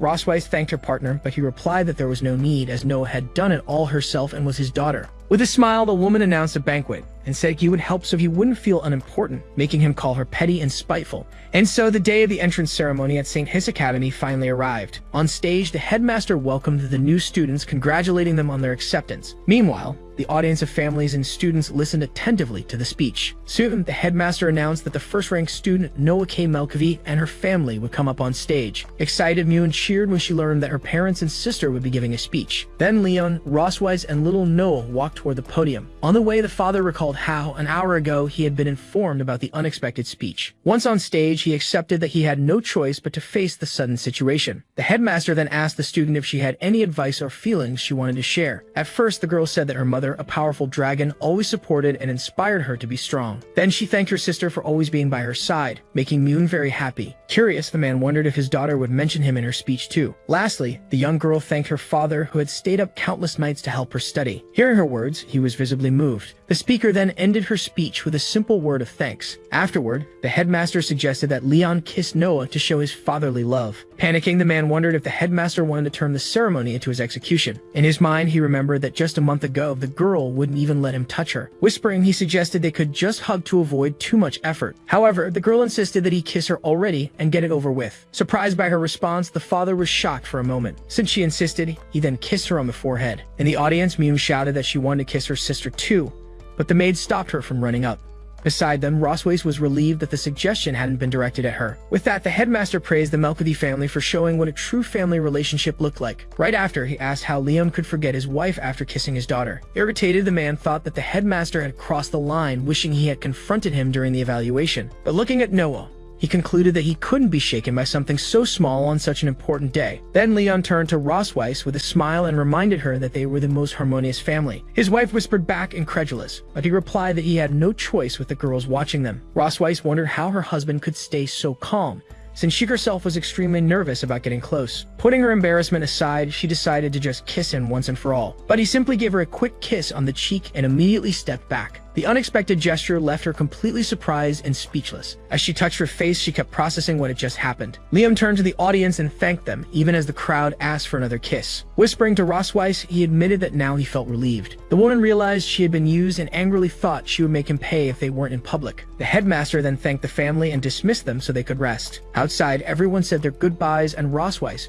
told her daughter that she would pick her up on the weekend. In a hug, Mune asked her sister not to forget about her, and Noah reassured her. Leon advised her to eat, study, and take care of herself, but the young girl replied that she was no longer a child. With that, he revealed that he was only passing on the advice his wife had been too shy to give. In a more serious tone, the father instructed her to fight back if she was ever bullied, assuring her that she would have his support. The girl asked if he had ever done that, and Leon explained that he always got beaten by her grandfather whenever he fought. But he reassured her, saying that unlike her grandfather, he wouldn't hit her over such things. Noah understood the lesson and clenched her fists, showing her determination. Later, in the office of the Queen of the Silver Dragon Temple, light filled the room. Meanwhile, Rosweiss was reading about the blood spell, a forbidden magic that sacrifices the caster's life. As she reflected, she realized that with a small modification, the spell could be turned into a useful resource. Suddenly, the door opened, and she was surprised to see that someone had already returned. Shirley, her trusted handmaiden, knelt and greeted her as Majesty. The sovereign then asked about the investigation, and Shirley regretfully reported that she hadn't found the whereabouts of Tiger Lawrence and his wife. Questioning their disappearance, Rosweiss was told that they had carefully erased their tracks. Faced with this, Rosweiss concluded that Leon's master didn't seem to be just a simple farmer as he claimed. For that reason, she ordered her servant to continue the investigation and report any new findings. Moments later, the hunter was attacking as he trained with a staff. He encouraged Little Mu to strike downward with all her strength. The girl then unleashed several movements at once, leaving her father surprised. From a distance, Rosweiss watched the two of them training. As soon as the girl saw her mother, she called out joyfully. The man then asked if she had finished patrolling, and the answer was yes. Next, Rosweiss asked if her daughter had behaved well with her father, and the child confirmed that she had been very obedient. Soon after, she announced that they would have steak for dinner and told the girl to change her clothes first. Noon was very excited because she loved steak. Quickly, the maid took her away, while the little one left singing happily about dinner. After the child left, the queen turned to speak with her husband. Suddenly, he pointed the branch he had been using for training at her face. She then asked if he had finally decided to attack her, reminding him that would be treason. Liam replied that it was just a branch and questioned whether she seriously called that a weapon. Even so, the woman countered that in his hands as the strongest hunter, even a branch would be a deadly weapon. The man simply turned his face and sighed in response. Soon after, he asked her to give him a proper compliment without sarcasm, but her response was a flat refusal. Admitting his intention, he said he just wanted to scare her, while Rosweiss doubted that a branch could hurt her in her current state. At another moment, she mentioned that Noah had written a letter saying everything was fine at the academy. Liam thought that wasn't much, but his companion explained that it was rare for their daughter to write to reassure them. With that, he agreed and commented that in that way, the girl was very much like her mother. Rosweiss gave him a serious look, about to say something. Then she commented that despite his serious face, he was kind and that their daughter admired him greatly for his strength. She explained that in the girl's mind, he was like an exemplary student she needed to surpass at the academy. Leon smiled with relief, as until then, he thought his daughter only saw him as a weak bookworm. With that, Rosweiss revealed that Noah often visited him when he was unconscious, and he laughed at her stubbornness. She continued, remembering that when their daughters were babies, only their father could calm them down. The memory showed Leon sleeping peacefully with the two little ones by his side. Even so, he admitted that the idea of blood ties still felt somewhat distant to him. Soon after, he recalled his childhood as an orphan, never understanding what a family truly was. At age 5, his master and the master's wife adopted him, treating him like a son. For the first time, he had the idea of a home, though sometimes he felt a void when he saw other families. At that time, he believed everything would be perfect if his masters were his real parents. His master then comforted him, saying that in the future, he would become a father too. She explained that there would be people for him to love and protect, a family united by bonds of blood. With that memory, Leon reinforced his resolve, understanding that they were his most precious family. Rosweiss pulled him from his thoughts, saying it was time to go home. He thanked her for the information and suggested they move on. Then the woman moved her foot toward her shoe on the floor. Seeing his hesitation, she asked him to help her put on her shoes as a form of gratitude. Leon was completely confused by such an unexpected request. Despite Rosweiss's insistence, Leon refused to help her put on her shoes. He complained that washing her feet had already been humiliating enough, and he didn't intend to lose his dignity further. The queen then kicked him in the face, reminding him that he still owed her for the kiss during the ceremony. Firmly, she ordered him to stop whining and finish quickly so they could leave. With no other choice, Leon agreed to help and began putting on her shoe. Rosweiss commented that his body obeyed quickly, but he grumbled that the task was difficult. The comparison made his wife furious at the remark. In an instant, she attacked him, trying to knock him to the floor. Leon then started running, saying that she wouldn't catch him, but Rosweiss chased him down furiously. Days later, Mune excitedly announced someone's arrival to her parents. Soon after, a huge dragon descended from the skies before them. The hunter noticed that the Leviathan dragon was much larger than Rosweiss in her dragon form. Even so, she explained that despite its size, the Leviathan was weak in combat and had a calm temperament. While he questioned the creature's nature, she explained that the Academy used it to transport hatchlings. Immediately, a beam of blue light enveloped Noah and lifted her off the ground. From within the light, the girl said she was returning to her mother. Rosweiss welcomed her back while Mune hugged her sister warmly, having missed her. Soon after, Noah hesitated as she tried to call Leon father, and he commented that she still wasn't used to it. As they walked, the man said that he and his wife had prepared plenty of food for her. On the table, Noah's report cards showed perfect scores and first place in various subjects. The queen smiled proudly while Mune looked at the results, impressed. Noah then handed over a paper and apologized for not taking first place in the physical aptitude test. Her mother comforted her, saying there was no need to apologize, while her sister insisted that she was the best. Seeing the scene, Leon thought he needed to step in, as one daughter couldn't express herself well and the other exaggerated. So he analyzed the test and said it was normal for her to have less endurance than older dragons. He then pointed out on the paper that she got the highest win rate in the class, excelling in strategy. Noah whispered that she heard her mother always had perfect scores in school. To reassure her, Leon revealed that he wasn't first in his class when he started either, but got there through hard work. He encouraged her not to get discouraged, knowing she could do even better, and Mune agreed. Mune then asked who would win if their father, being so strong, fought against their mother, leaving both parents surprised. Simultaneously, the couple confidently answered that they would win the fight. Immediately afterward, they glared at each other, questioning each other's answer. Leon bragged that no one could beat him in combat training, clearly claiming to be the strongest. With disdain, Rosweiss stated that she would defeat him no matter what, even if he had won more awards. The hunter teased that she married him because she lost to him, but his wife retorted that it was the other way around, and that's why they had children. With that, he challenged her to settle the dispute outside, something he had wanted for a long time. As Mune asked if they were going to fight, Noah decided that they should follow and watch them. Soon after, the couple stretched in preparation for battle while the daughters watched, seated nearby. Mune expressed her curiosity about who would win, and her sister explained that watching veterans train improved their skills. Rosweiss then teased her husband, questioning if his body had recovered enough for a fight. Leon replied that he didn't care, as it was a rare chance to fight the Silver Dragon Queen. Seeing her partner's determination, Rosweiss suggested they make a bet, leaving him curious. She proposed that if he won, she wouldn't touch him for a month, but if she won, he would grant her a wish. The hunter thought for a moment, considering the possibility of winning the bet. He immediately imagined that he could take a month of vacation, something normally unthinkable. Excited by the possibility, Leon pointed at her and accepted the bet. Then the two stared at each other with challenging smiles, ready to begin the fight. Leon and Rosweiss took their positions in silence, facing each other. Meanwhile, Mune watched excitedly, eating popcorn from the bench. Suddenly, her excitement made her cup of juice fall to the ground. The sudden noise startled the couple, interrupting their focus.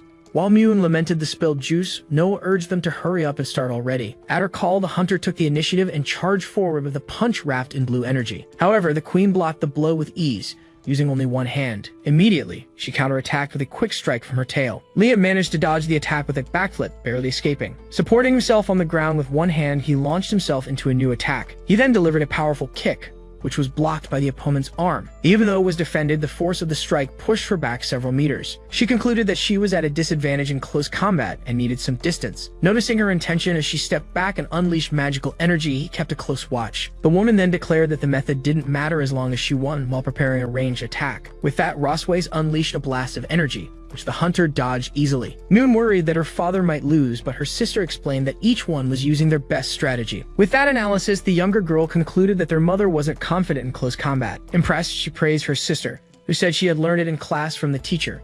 Soon after, Rossways challenged her partner to see if he could dodge her next attack. Amidst the magic, he replied that he was not only fast, but also very resilient. With a confident smile, the dragoness concentrated her energy for a stronger strike. Suddenly, Leon found himself surrounded by two massive waves of magic. A huge explosion of energy erupted where he had been standing. The smoke slowly cleared over the battlefield. Unexpectedly, he emerged from the dust, surrounded by lightning, saying the attack was way too slow. Rossways was shocked to realize that her husband had used lightning magic to strengthen his body. Determined, Leon shouted that no one was going to take away his well-earned month of vacation. Then he charged at high speed and attacked her magical defenses. Seeing the situation, she thought she needed to end the fight quickly because what he was doing was reckless. Noticing an opening in her guard, the hunter smiled with confidence. With that, he quickly closed in and swept her legs to throw her off balance. Caught by surprise by the unexpected move, Rossways lost her balance in midair. Moments later, Leon celebrated his victory with his fist raised. However, as he prepared for the final strike, he saw his partner falling backward. In a quick motion, he grabbed her arm to stop her fall. He then pulled her firmly,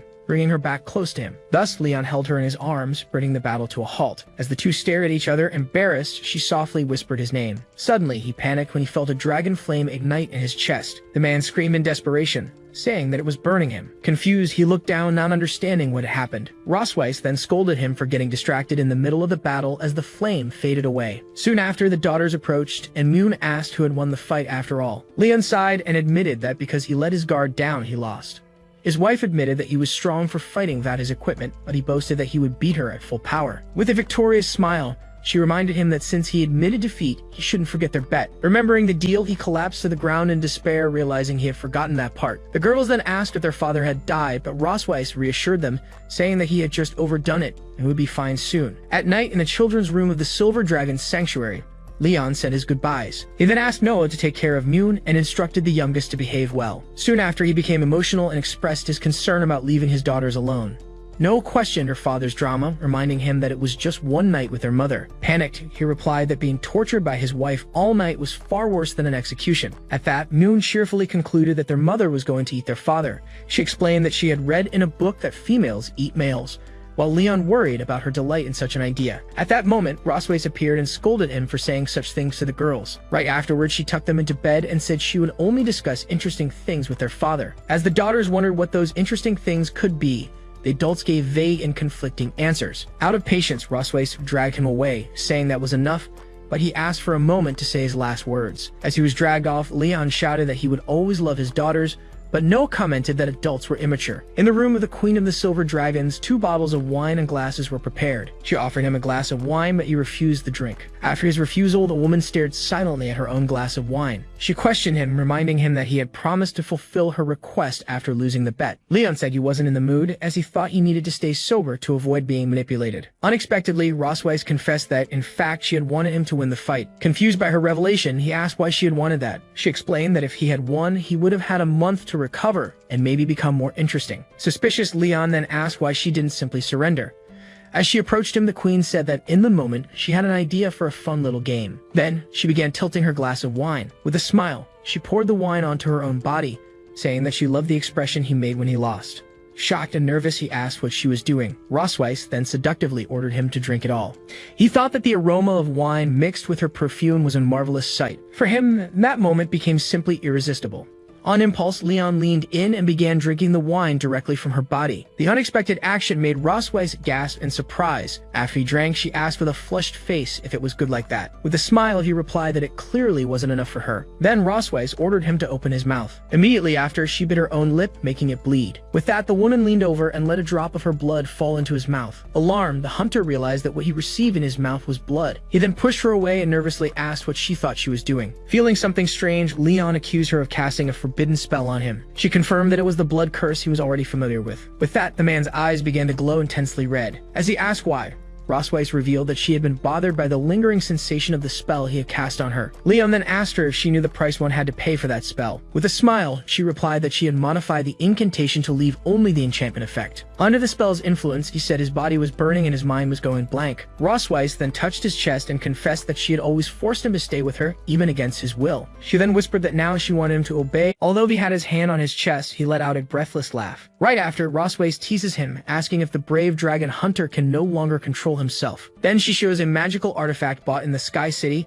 capable of recording images for a while. Under pressure, he admits that he wants to kiss her. For a moment, the boy freezes, only able to say one word. With a smile, she asks him to repeat what he said louder. Immediately, he shouts that he wants to kiss her, but quickly denies that this was what he meant to say. As she holds his face in her hand, Rossweiss comments on how pathetic he has become, abandoning his pride to beg for a kiss. Then she states that she will not give him what he asked for. Faced with her refusal, the boy remains silent and unresponsive. In a sudden movement, he lunges forward and knocks her down while calling her name. Thus, the hunter pins her to the ground, completely breathless. Even in that position, she comments that impatience is not a typical attitude of his. While holding her hand, he confesses that he wants to kiss and embrace her. Finally, he says he wants to make love to her, and Rossweiss realizes that this reaction is the effect of the blood curse. With a smile, she says it seems like that day finally broke him. Because of that, she agrees to give in since she's being so insistently begged. Then she calls in a little puppy and asks him to show his true face when it's all over. Right after, the scene pulls away and reveals the grand castle where they are. Soon after, only the girl's hair is seen on the pillow. Suddenly, he wakes up in bed beside her. With his hand on his head, he laments that he once again fell into the same trap that night. Then he concludes that the blood curse made him abandon his hunter's pride and beg for her. Clenching his teeth, he realizes that this is yet another humiliation that surpasses his limits. Meanwhile, he sees that the cause of it all is sleeping peacefully after having her fun. Thus, he touches her face, noticing how completely defenseless she looks. Suddenly, the boy is startled by his own behavior. He immediately wonders what he is doing and why he instinctively started caressing the woman's face. He tries to convince himself that he just wanted to wake her up and that his gesture had no other meaning. However, he finds her lack of reaction strange and wonders if she's just pretending to sleep. With that, he orders her to stop pretending. Then he questions her, asking why she doesn't wake up since she's always so disciplined. Now standing, he wonders if the reason she isn't waking is the blood curse. Thus, he deduces that having the healthy body of a dragon queen, Rossweiss will remain unconscious for at least a week. The boy watches her in bed while thinking about the situation in silence. Soon, he realizes that this is the perfect moment to escape. Opening a drawer, he concludes that with the ebony and gold war chariot, his escape is entirely possible. Already dressed, he plans to combine potions to run at maximum speed back to human territory. Standing by the bed, he celebrates, saying that by the time she wakes up, it'll already be too late. He lets out a loud laugh, confident in his victory. However, the laugh cuts off midway. He then leans forward, head down. As he grabs a flask, he reflects that it has been 2 years since he left the Empire. He decides to be more cautious as returning rashly would be dangerous with so many mysteries surrounding his capture. Finally, he considers that perhaps it's better to wait, since he asked Rossweiss to investigate his master. At that moment, he realizes there's something much more important. In a memory, he sees Mune saying she's going to catch the butterfly, while No warns her not to fall. With that in mind, he states that he can't just leave the two of them behind. With arms crossed, he concludes that for now, he'll have to remain in the Silver Dragon's sanctuary. Looking at the sleeping girl, he thinks about getting revenge for what happened the night before. Then he teases her, asking if she doesn't agree with that. Meanwhile, Rossweiss continues sleeping deeply. Beside the bed, Mune asks if Mommy is okay, since she slept the entire day. At that moment, No turns to him and asks what the two of them did during the night. With a smile, the boy makes up a story that they were talking on the balcony and she ended up catching a cold. He then turns to the maid and asks if the girl's condition isn't anything serious. In response, Anna reassures him, explaining that the doctor already examined her and that despite the weakness, everything is normal. The maid offers to take care of the internal affairs and the hunter agrees, telling her to do whatever is necessary. By the bed, Mune asks her mother to get better soon, promising not to upset her anymore. Observing the situation, he notices that Rossweiss is sweating a lot and decides that he should clean her up later. Suspicious, Noah questions whether he's planning to take advantage of the situation to do something inappropriate. Immediately, he denies it, saying that she's overthinking and that he just wants to take care of the patient. Faced with that, Noah calls Mune to leave, saying they'll come back to see Mommy the next day. At the door, the little one says goodbye with a good night, Daddy, and he returns the gesture. Alone with the sleeping woman again, he ponders what to do now. Soon after, he decides to go get some water. After returning, he wrings out a damp cloth in a basin. While cleaning her, the boy says he's doing it so she doesn't catch a cold, asking not to be misunderstood. He then notices that she's so weak she can't even show the large tail she usually boasts. When he finishes, he considers that maybe he should change the girl's clothes as well. Opening the wardrobe, he sees there are many options and decides he can pick the one he likes best. Thus, he begins putting together an outfit with bare shoulders, a low neckline, and stockings. Soon he finds the right clothes to replace what's necessary, but wonders what to do about the ears. Grabbing her hair, he considers that maybe he could tie it up to solve the issue. With a satisfied smile, he announces that everything is ready. The boy then presents his creation, Rossweiss in her bunny girl version. However, he admits to himself that he didn't expect it, but she turned out very beautiful. Suddenly, a mark on his chest begins to glow. Grabbing his shirt, he wonders why the dragon mark is glowing right now. He remembers the explanation he was given, that the mark reacts when one of the bearers desires the other. Desperate, he denies having such thoughts while being conscious, blaming the bunny costume for the reaction. To regain control, he decides to recite the Dragon Hunter's Code of Honor 10 times. Relieved, he admits that he almost made a mistake, but regrets that dressing Rossweiss like this won't leave behind any memory. Meanwhile, she remains asleep in bed wearing the costume. Suddenly, he remembers there was a camera somewhere around. He quickly begins to look for the object. Shortly after, he finds the camera he was searching for. While taking several pictures, he celebrates, saying that now she's the one at a disadvantage. He then adjusts the girl's face with his finger, asking his darling to smile for the photo. With the camera in hand, he says he's going to make sure those photos are very well kept. At that moment, Rossweiss stirs and murmurs in her sleep.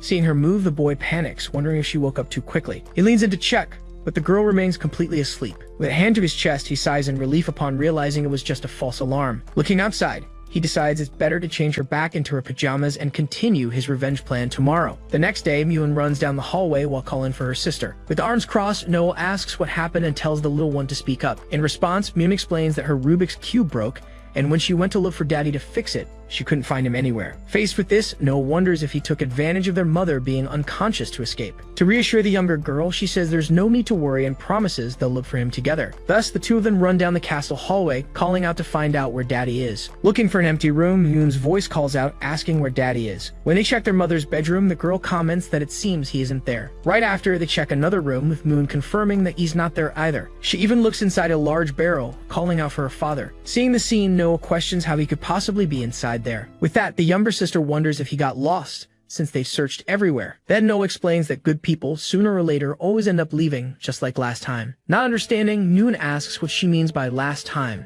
Faced with her doubt, Noah states that if her guess is correct, that man is already gone and he finally managed to escape, just like he always wanted. In her mind, the girl reflects that she always felt their family seemed harmonious, but in truth, it was full of falsehoods. She remembers that for as long as she can remember, their father was always sleeping, and their mother simply said he was their progenitor. The young girl recalls that on the day he woke up, he tried to escape, but was brought back, and since then, she felt that he never stayed there by his own will. After that, Noah remembers how he started getting closer, trying to please her and teach her things to act like a good father. However, she wonders if he did it out of love, or if he simply wanted them to let their guard down so he could find a chance to escape. The girl reflects that when love hides unknown motives, she would rather not receive it than become a tool. She understands that he doesn't belong to that place, and that sooner or later, he will leave them and disappear. Crying, Moon laments that mommy won't wake up and daddy doesn't love them, asking her sister what they're going to do now. Then Noah holds the little one's face and comforts her, promising that her big sister will protect her. With that, Moon hugs her and begins to cry. As she wraps her arms around her, Noah firmly declares that they will hold a farewell ceremony for that man. Meanwhile, the scene shifts to the mountains behind the Silver Dragon Sanctuary. With a map in hand, he comments that the place has a beautiful landscape and that the maid wasn't lying. The scene returns to an earlier moment when Leon asked Anna about the places Her Majesty visited most often. In the memory, the maid offers to send someone to accompany him,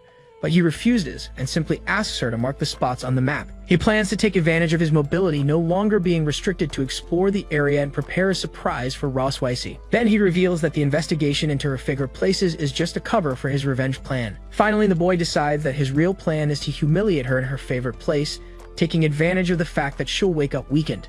As he approaches a large tree, he comments that it looks thick enough. Imagining the scene, he concludes that the positioning is simply perfect. Assessing the area, he notes that the ground isn't soft, but adding flower peels will fix that issue. Observing the landscape, he comments that from there you can see the dragon's sanctuary in the mountain, which isn't bad at all. While analyzing the map, he decides to add that forest to his list of places. With everything ready, he says all that's left is for the woman to wake up so he can act. Then he declares with a smile that this time she won't win. Back at the sanctuary's courtyard, the boy hears the sound of crying coming from near a bonfire. As he approaches, he finds the maids and asks what's going on and why all the commotion. One of them explains that their highnesses asked for a funeral to be held and for a fire to be prepared. In front of a portrait, Moon cries, offering a steak and asking him to come back to see them. Next to the little one, Noah tells her sister to simply accept that he's already gone.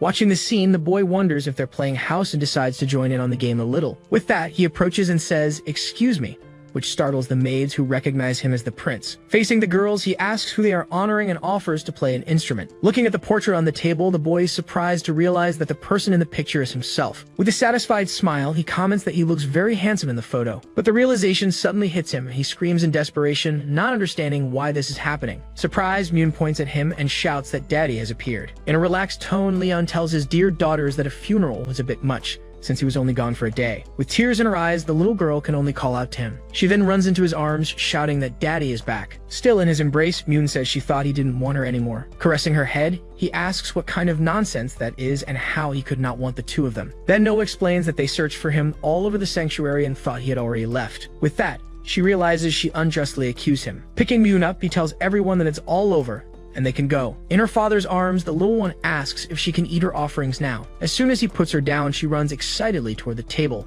while he reflects that she clearly inherited his gluttony. Soon after, Noah approaches and asks that next time he let them know before going out alone. She also adds that Moon was very worried about him. He apologizes for making her worry, while thinking that the older one is also worried, but too embarrassed to admit it. Finally, Noah admits that either way, it was her fault for not trusting him. Her apology completely takes him by surprise. With that, Leon realizes the farewell ceremony was just a misunderstanding that came to light because of her. He then understands that everything happened because, deep down, he didn't make her feel secure enough. He comes to understand that Noah desires affection, but will never take the first step and wouldn't believe in promises. Thus, he decides that, as a father, the only way to prove himself is by showing it through actions little by little. Caressing the girl's head, he reassures her, says they should have dinner together, and promises he'll always be there for them. The next day in the queen's room, Rosweiss begins to stir in her sleep. Slowly, the woman's eyes begin to open. Seeing her awake, Moon celebrates, shouting that Mommy finally woke up. Joyfully, she explains that her mother slept for a very long time, and that she was very worried. With a smile, Rosweiss apologizes to her daughter for making her worry. Right after, she realizes she's completely drained and can't feel the flow of her magic.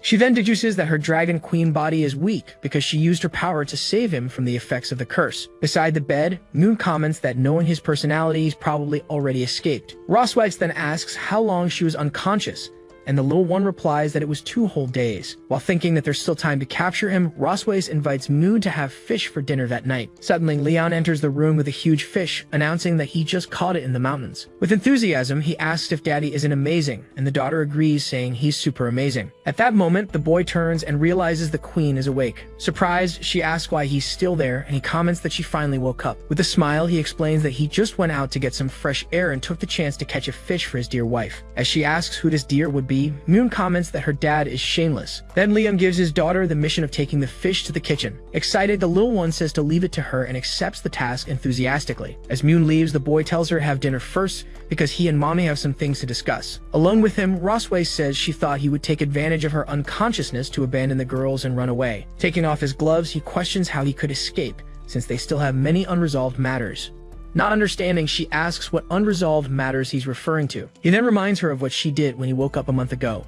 With a panicked expression, Rosweiss begs him not to say he plans to do that. With a victorious smile, he confirms that it's exactly what she's thinking. Rosweiss warns him not to think he can take advantage of her just because she's weak, telling him not to do anything reckless. Immediately, Leon questions her use of the word weak. He then reminds her that he was also in a weakened state at the time, since she marked him with the dragon's seal without giving him a chance to refuse. In response, the woman warns that when she regains her strength, he will pay for it, so he better not do anything he might regret. The boy simply says he won't regret it, while calling her his dear wife. As he carries her in his arms, he states that this is the most right decision he has ever made in his life. He then declares that now it's her turn to be the prisoner of war. As he carries her through the cherry blossom forest in the mountain, Rosweiss orders him to put her down immediately. Even with her struggling, he warns her to stop moving or she'll end up falling. Rosweiss then declares that if she had already recovered her strength, he would have been sent flying with a single punch. Leon finally sets her down beneath a huge cherry blossom tree. As soon as she sits, the woman asks why she was brought to that place. He explains that he researched the places she liked visiting most while she was unconscious,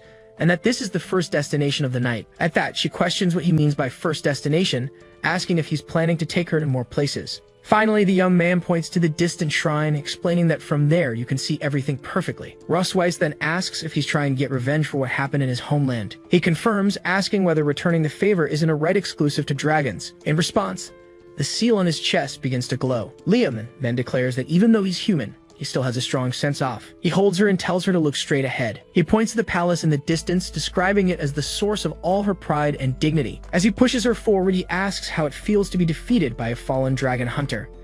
As he steps closer, he says that this is exactly what she once did to him. Rosways admits to herself that she wants to resist, but her body can't help wanting more. Resolute, she thinks to herself, if that's how it is, suddenly, her tail wraps around his body. Surprised, he wonders how she still has enough strength to use that appendage. Then he declares that the night is long and the feast of revenge is just beginning for Her Majesty. The next morning, the scene takes place in the Silver Dragon Queen's bedroom. Waking up beside her in bed, he celebrates that he's finally made it back. He reflects that he's exhausted after spending the entire night tormenting her from one place to another. Even so, he notices that she looks happy, still sleeping deeply. He convinces himself that she felt it all, and that either way, his revenge was a success. Beside him, the woman remains asleep. He decides that he needs to get back to his own room before the maids wake up. As he tries to get up, he feels his hand being held as she murmurs something. Half asleep, she complains that she's cold. Liam thinks it's just an instinct of a living being to seek warmth, and that he can't let himself be fooled again. Even so, his hand rests gently over hers. Upon waking up, Moon wonders if her mother still hasn't woken up. Outside, birds enjoy the morning sun by the window. With that, the girl remembers that she was taught to apply medicine in case of insect bites. Soon after, she announces that she found the ointment. Then she runs toward the bed. As she gets closer, she asks her mother to wake up, since the sun has already risen. Still drowsy, Rosweiss tells her daughter to go play with Daddy. Next, Moon tries to wake her father, saying that the sun is already shining on his butt. Leon just grumbles that it's warm and asks to sleep a little longer. Because of that, the girl gets annoyed and asks who's going to play with her if the two of them just stay snuggled up. With that, he kisses his wife's forehead while they cuddle. Moon watches and comments that it's the first time she's seen them being so affectionate. Right after, she asks why they have so many little red dots on their bodies. Suddenly, she concludes that they must be insect bites. Finally, she declares that they shouldn't worry. Since her sister's not around, she'll take care of them herself. So she starts applying the ointment, saying she'll put a little extra on Daddy. A while later, Rosweiss calls her husband and asks him to wake up. As soon as he opens his eyes, he asks why his face feels so wet. He quickly notices that both of them are covered in green ointment. Then he starts laughing and asks what happened to her face. Proudly, Moon explains that she put medicine on them, since they had lots of little red marks from insect bites. While Rosweiss questions the so-called marks, Leon says there are things children should know. With that, Moon asks if she wasn't amazing for helping them. The boy congratulates her, saying she did a good job. While the girl promises to apply the medicine again next time, the two adults conclude they'll need to keep the door well shut. Later, Leon appears with a bowl of food. He then offers a spoonful to his wife. Not understanding the gesture, she asks what that's about. He insists that she eat something, reminding her that it's been days and that, even as a dragon, she must be hungry. Still, Rosweiss says she doesn't need to be fed and that she can eat by herself. After tasting it, she admits the food isn't bad. To that, he replies, of course, it's fried rice made with all my love. Then she asks why he's eating too, and he explains that he's just helping.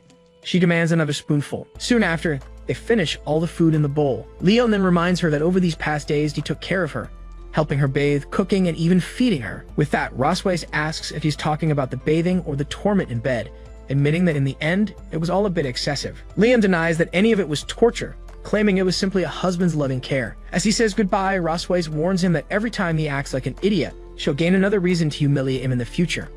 Alone in the room, she calls him a damn dragon hunter, admitting that he really does have a talent for tormenting her. Then she punches the headboard hard. The impact causes the wood to crack instantly. Surprised, she looks at the damage she just caused. Suddenly, she realizes that her strength has finally returned. Meanwhile, Leon calmly washes the dishes in the kitchen. He then hopes that the dragoness won't recover too quickly, so he can enjoy a few more fun days, completely unaware of how serious the situation has just become. Later, at the palace, the maid Anna apologized to Her Majesty. She then handed over a medicine prescribed by the doctor, explaining that it would help her regain her strength. However, the woman refused, stating that her body had already recovered and she no longer needed to take it. At that, the servant noticed the crack in the headboard and asked what that was. Rosweiss admitted to having overdone it a bit with her strength and asked for someone to be called the next day to repair it. Just as the maid turned to leave, she was called back. Hidden behind a book, the queen asked her not to tell Leon about her recovery because she wanted him to keep taking care of her for a few more days. Anna reacted with a surprised expression. With a smile, the maid replied that she understood the message. The dragoness then thought to herself that her husband's days of peace were numbered. 2 days later, Moon ran up to her father and asked to learn how to make her body glow. Liam asked if she was referring to the magic key and her mother had shown during the training session. He then asked why she suddenly wanted to learn magic. The girl explained that her sister had learned many things at school and she didn't want to be left behind. The man understood and confirmed that she also wanted to learn something, to which Moon excitedly agreed. Reflecting on this, he concluded that the rivalry between the sisters was actually an advantage, since the younger one admired her sister so much that she didn't want to fall behind. Because of that, the father enthusiastically agreed to teach magic, explaining that they would start with the basics of mana channeling. A while later, the little one worked hard to follow the training instructions. Liam was impressed, Within just a few hours,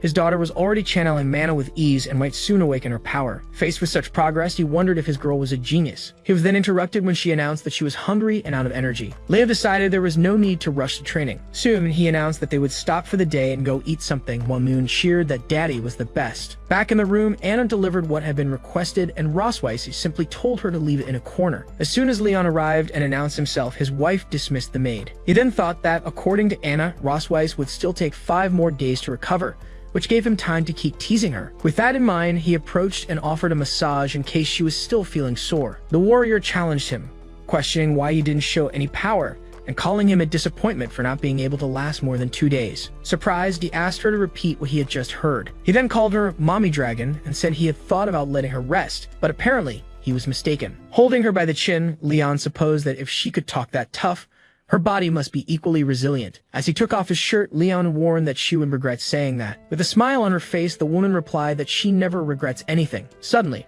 Rossweiss's tail wrapped around his waist, catching him by surprise. With a quick movement, she forcefully threw him onto the bed using her tail. As she pinned him down, her husband was stunned by the strength she was showing. With that, he finally realized and asked her if she had already fully recovered. Rossweiss then silenced him, saying their prisoner should know how to stay quiet. Beside the bed, a set of restraint items was already prepared on a tray. Surprised, he asked when she had gotten all that ready. With his wrists and ankles bound, he began to wonder if he had just walked straight into the lion's den. As she looked down at him, the dragoness warned him not to try resisting. With that, Leon asked if she was planning to torture him in order to extract information. Tied to the bed, Leon warned her that he had undergone specialized training and would never give in, but Rossweiss simply asked if he was sure. At that, a recording from the magic crystal began to play a memory where he declared that he wanted to kiss her. Realizing what it was, he begged her to hand over the object. The woman then teased him, asking who that was begging for her. In the recording, Leon's voice kept stammering her name. Desperately, he denied it, claiming that it couldn't be him and that they just looked alike. Rossweiss then asked if he wanted to see the scene up close. The image continued, showing the boy saying he wanted to hug her, kiss her, and become one with her.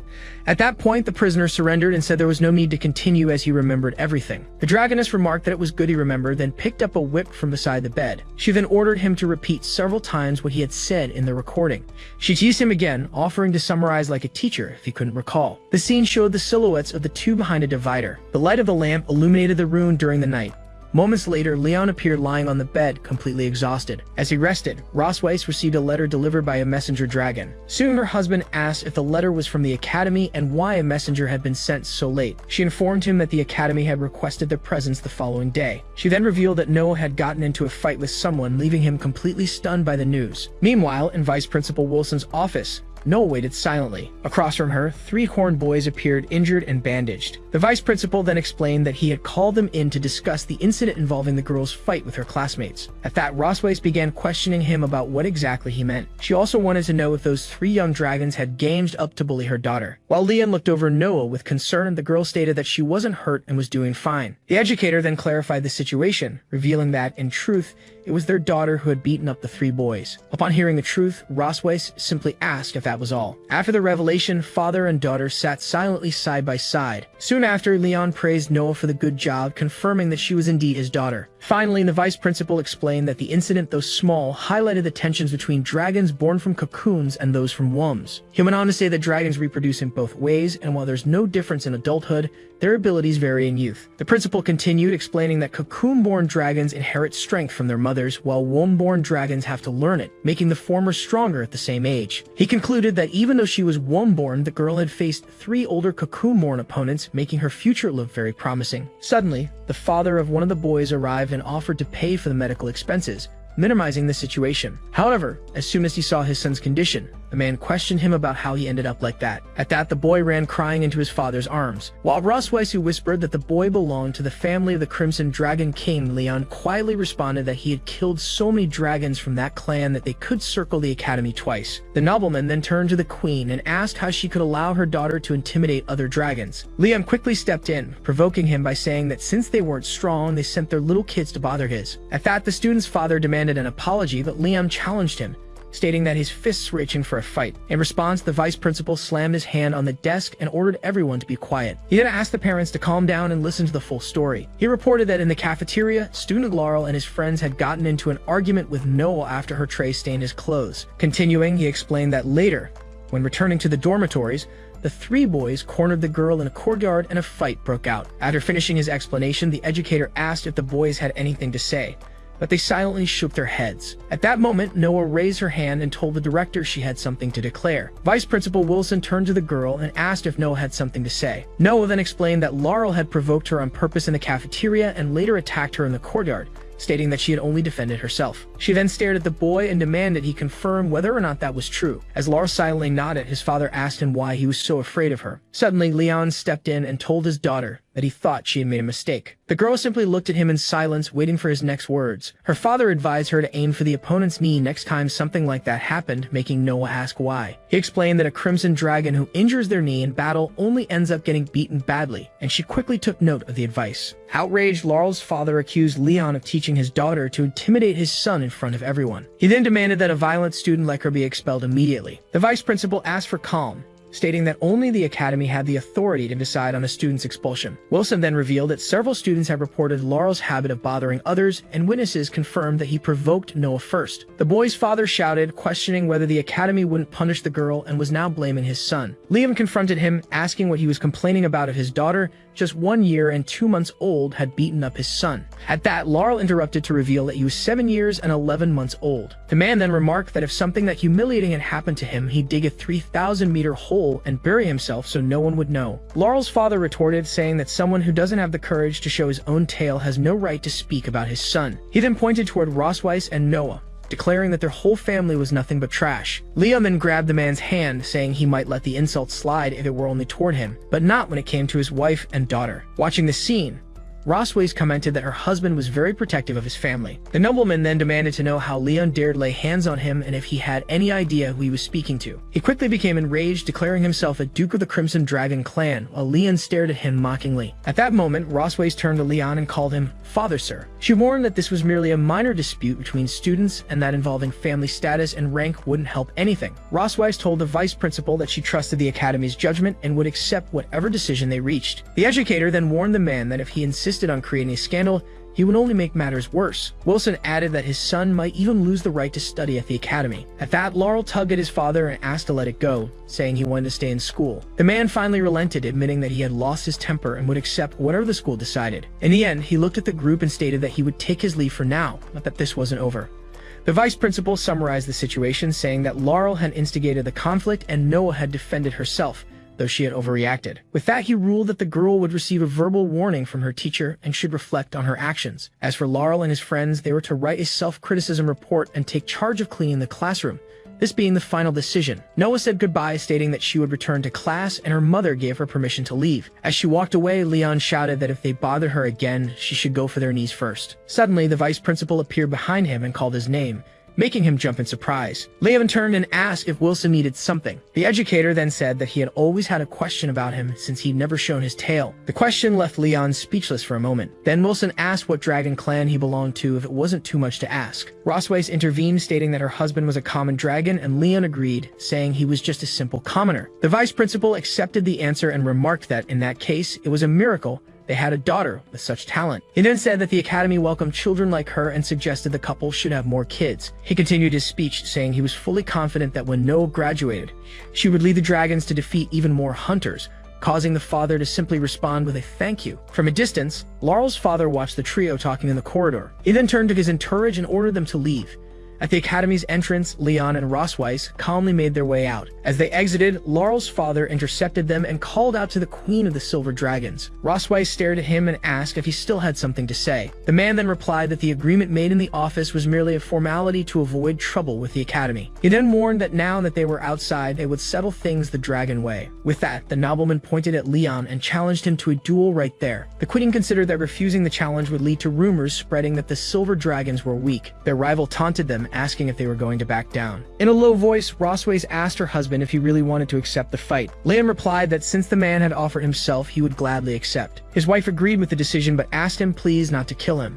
Meanwhile, Other students rushed to the entrance, saying they had heard about a duel and had to watch. Hearing about the fight, Noah suspected it might involve her parents. Up on a balcony, a group of students pointed at the scene and wondered who was involved. The challenger assessed Leon as someone weak, all talk, and too cowardly to show his tail. He declared that since his son had lost, he would beat up the girl's father to restore the family's honor. He then turned to his opponent and proposed that if Leon could last 3 rounds, he considered the match lost.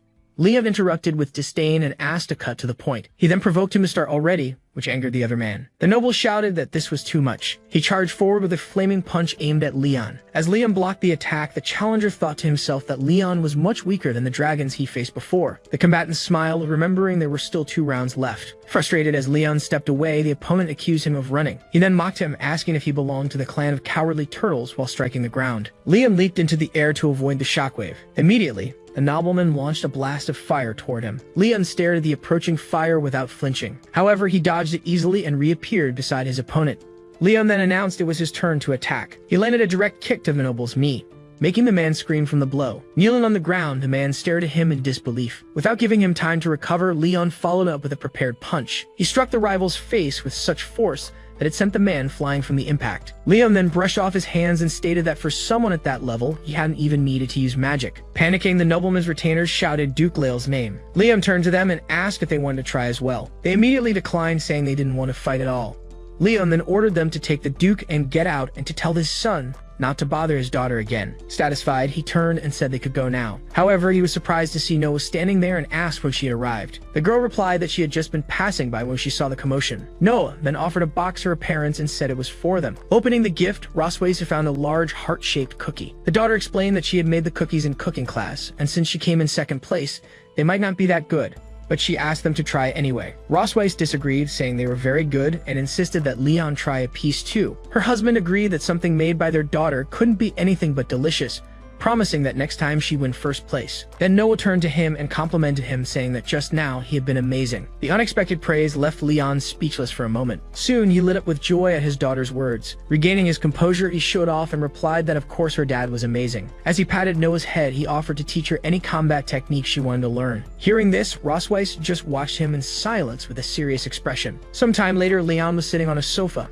calmly reading a book. Then Roswaisa approached and asked if his hand was hurt, catching him by surprise. He looked at the wound and replied that it was something small and would heal in a few days. Right away, the woman prepared some cotton with medicine to treat the injury. As she came closer, the hunter reflected that, as someone who fights dragons, he had many scars and used to treat them carelessly. It was then that he realized this was the first time someone had taken care of him so gently. In that moment, he noticed how soft and warm her hand felt as she treated him. Roswaisa thanked him for protecting her, but he replied that it was simply his duty. After all, in front of others, she was still his wife. Soon after, she told him her sister had invited them, and upon hearing that they might settle a few scores, he changed his mind and accepted the invitation. With that, they set off and soon arrived at the vast territory of the Red Dragons. As they reached their destination, he, holding Mium, announced that they had arrived and asked the girl to wake up. Soon, the older sister approached and greeted his dragon form, calling him Xiao Luo. Next, she commented that her own dragon form was still incredible. Suddenly, Roswaisa appeared in her human form and was hugged by her sister, who praised her while she complained that it tickled. Then the woman introduced her husband,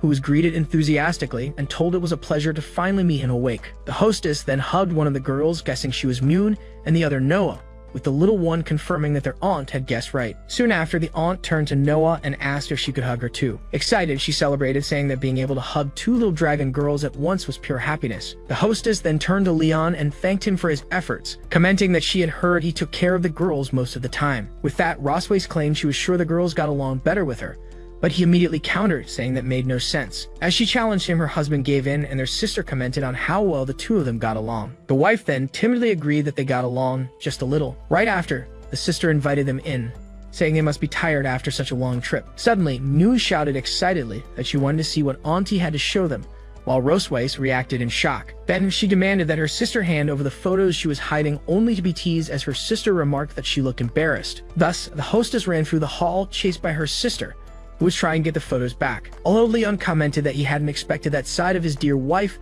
The girls excitedly asked to see it too. In response, he showed them the photo and teased the Valkyrie, saying how full of energy she looked back when she was a student. Next, he revealed it was an image of her giving a speech as an outstanding student. After that, he asked her how she had ended up becoming so cold and distant, before shouting as the photo was snatched back from him. In a low voice, the blonde warned him not to get too smug as he might be the next one her sister decided to tease. Then the aunt revealed that she still had many more photos from the time when their mother was little, encouraging the girls to keep looking. When they came across the baby pictures, one of the girls commented on how tiny their mom was, while Moon said she wanted to squeeze her. Leon joined them and remarked that mommy looked super stylish in one of the photos as Moon moved closer, asking to see. Soon, the sister explained that the picture was from the day Rosweiss inherited the title of Queen of the Silver Dragons. Leon was impressed by the scene and admitted she really did look amazing. When they realized it was the last page, Moon complained that there weren't more photos of their mom to see. Then Rosweiss took the album and said that since they had finished, her sister should put the pictures away safely. However, the sister revealed they weren't finished yet and asked if they knew what she was holding. Without hesitation, Leon excitedly answered that he knew. It was a recording stone. The aunt then asked the girls if they wanted to see moving images of their mom, and both eagerly said yes. Rosweiss begged her sister not to show what was on the stone, reminding her that she was the youngest. Leon immediately pleaded with his sister-in-law to show them what was inside, concluding that Rosweiss's protest meant it had to be something embarrassing. The blonde shouted her sister's name in protest,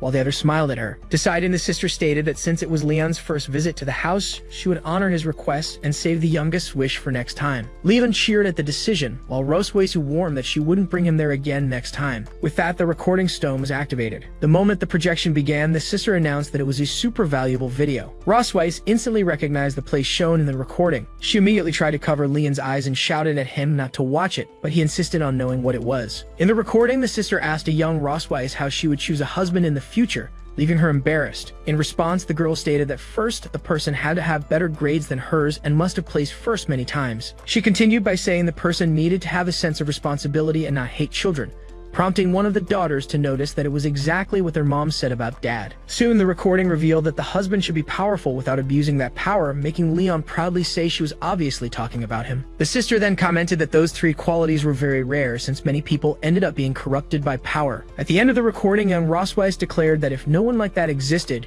she wouldn't force herself to get married. The video ended with her firm declaration that if she ever did marry, it would only be to someone like that. Hearing this, Leon was visibly moved by her final words. He realized they had been her ideal of perfection from the very beginning. Even so, Rosweiss insisted it was just a silly thing she had said when she was younger, but he reassured her, saying there was no need to feel embarrassed. Then the sister revealed her curiosity, asking who had pursued whom first. Immediately, the two pointed at each other and shouted that it was the other who did the chasing. She then challenged him to repeat what he had just said, if he had the courage. Faced with the challenge, Leon quickly changed his story, admitting it was she who chased him first, but that he regretted it and ended up pursuing her later. Seeing the scene, the hostess commented that just as she thought the two of them got along really well, something they both denied in unison. The older sister then offered to show the love letters Rosweiss used to receive, making her question why she had kept those two. Unable to contain herself, the Valkyrie screamed, demanding that they let her burn all those letters immediately. Later, in a low voice, Leon told her that there was no way around it. They'd have to share a room that night. When they entered the room, they found it completely decorated in an overly romantic and unexpected way. Shocked by what they saw, both of them asked what on earth was going on. As soon as she entered the room, Rosweiss asked her sister what happened to that place. In response, she said she had specially prepared the guest room for them to stay in for a few days. Right away, the Valkyrie asked if there wasn't another room available, but her sister insisted they shouldn't be shy. After all, they were married. At that, Rosweiss realized she had let her guard down and that dealing with her sister wasn't easy. Next, the hostess revealed her plan to lock them in so they could fulfill their mission of reviving the race. Immediately, Leon declared he wanted to leave and tried to escape the room. However, his sister-in-law appeared behind him and blocked the way, asking where he thought he was going. The boy tried to use the daughters as an excuse, but the woman reassured him, saying she had prepared a room full of toys for them. Meanwhile, Moon and Noah were having fun in their own space, working on a puzzle. Then the sister locked the couple inside, telling them to rest well in there. Alone in the room, both sighed, defeated by the situation. Liam concluded that they had no choice but to sleep there, admitting that his sister-in-law was extremely strategic. As she opened a wardrobe, the Valkyrie commented that her sister had always been like that, and that he would understand better over time. Suddenly, she slammed the wardrobe shut, leaving Leon confused by her sudden reaction. Rosweiss then informed him that since there was only one bed, he would have to sleep in the bathtub. Frustrated, Leon asked why he was the one who had to take the bathtub. He then pointed out that the drain was plugged and the tub was full,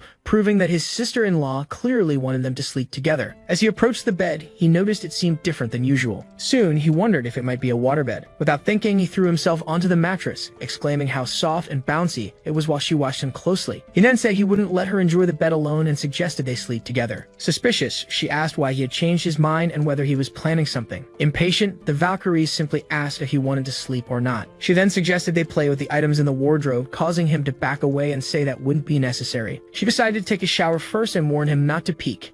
He replied that he didn't even feel like it. Not believing him, the girl told him to go take a walk before bed and kicked him out of the room. Now outside on the balcony, Leon remarked that he'd seen her so many times that she didn't even catch his attention anymore. Suddenly, he sensed another presence. It was Ross Weiss's sister, watching him in silence. The sister-in-law asked why he had come out, and Leon answered that his wife was in the bath and he had just stepped out for some air. She then approached with a bottle of wine and invited him to have a drink.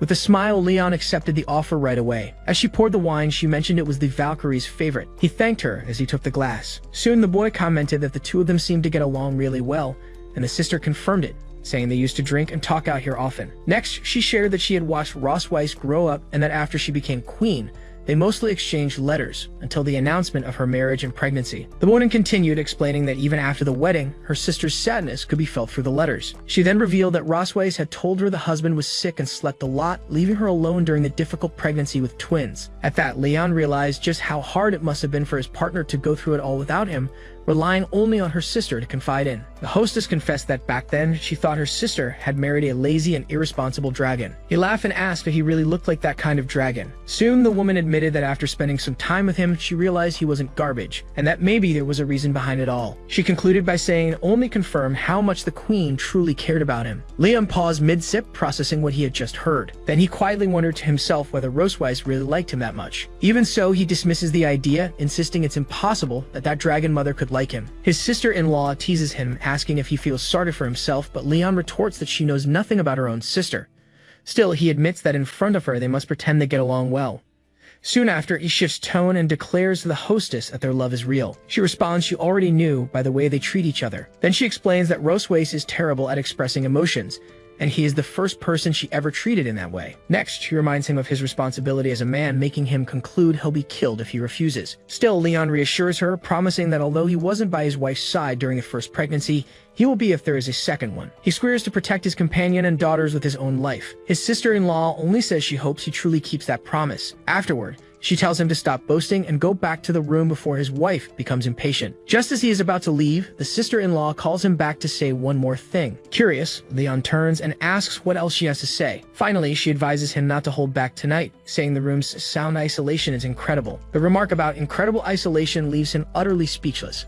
He just closes his eyes tightly, unsure how to respond. As the castle is shown at night, Leon silently expresses gratitude for the help. Then he quietly returns to the room, finding Ross Weiss already asleep in bed. As he approaches, he wonders if she's really asleep already. Soon he concludes he won't suffer tonight, admitting she looks very beautiful sleeping. The Valkyrie remains lying there in a deep sleep. Suddenly, something in the bed catches his attention. He wonders why her chest is glowing under the blanket. Immediately, he asks himself whether the dragon's seal has somehow activated. However, he notices his own seal is not reacting and tries to understand what's happening. With no other option, he extends his hand to investigate the light under the sheet. To his surprise, Ross Weiss opens her eyes and greets him with a simple hello. Startled, Leon asks why she frightened him by hiding that lamp under the blanket. She then reveals she found the item among the toys and just wanted to play a trick. Next, she teases him, saying by his reaction, he didn't seem at all disappointed. Immediately, he denies the accusation, insisting it isn't true. Then he covers himself and says he's going to sleep, asking her not to talk to him anymore. Ross Weiss warns him not to regret it and try to attack her in the middle of the night. Suddenly, a spider lands right in front of her, leaving her confused about what it is. Once she realizes what it is, she begins to scream. At the scream, Leon jumps up, startled, and asks what happened. In the next moment, Ross Weiss leaps into his arms, leaving him even more confused. Still clinging to him, the girl warns there is a spider in the room. Leon then recalls seeing in the album a photo of her crying because of a spider,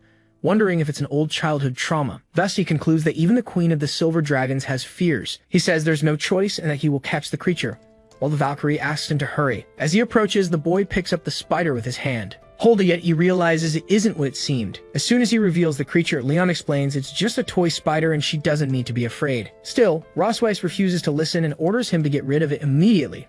real or not. Seeing her reaction, he calms her down and promises to throw the toy out at once. With that, he tosses the spider out the window. Then he turns to his companion and says the threat is gone, asking if now she can sleep. Soon he wonders if that spider was also part of the sister-in-law's plan. He concludes the intention was to make Russ Weiss reveal her more fragile, vulnerable side. Now calmer, the girl asks if she can sleep inside the bed while he stays outside. Leon easily agrees, saying she can sleep wherever she wants.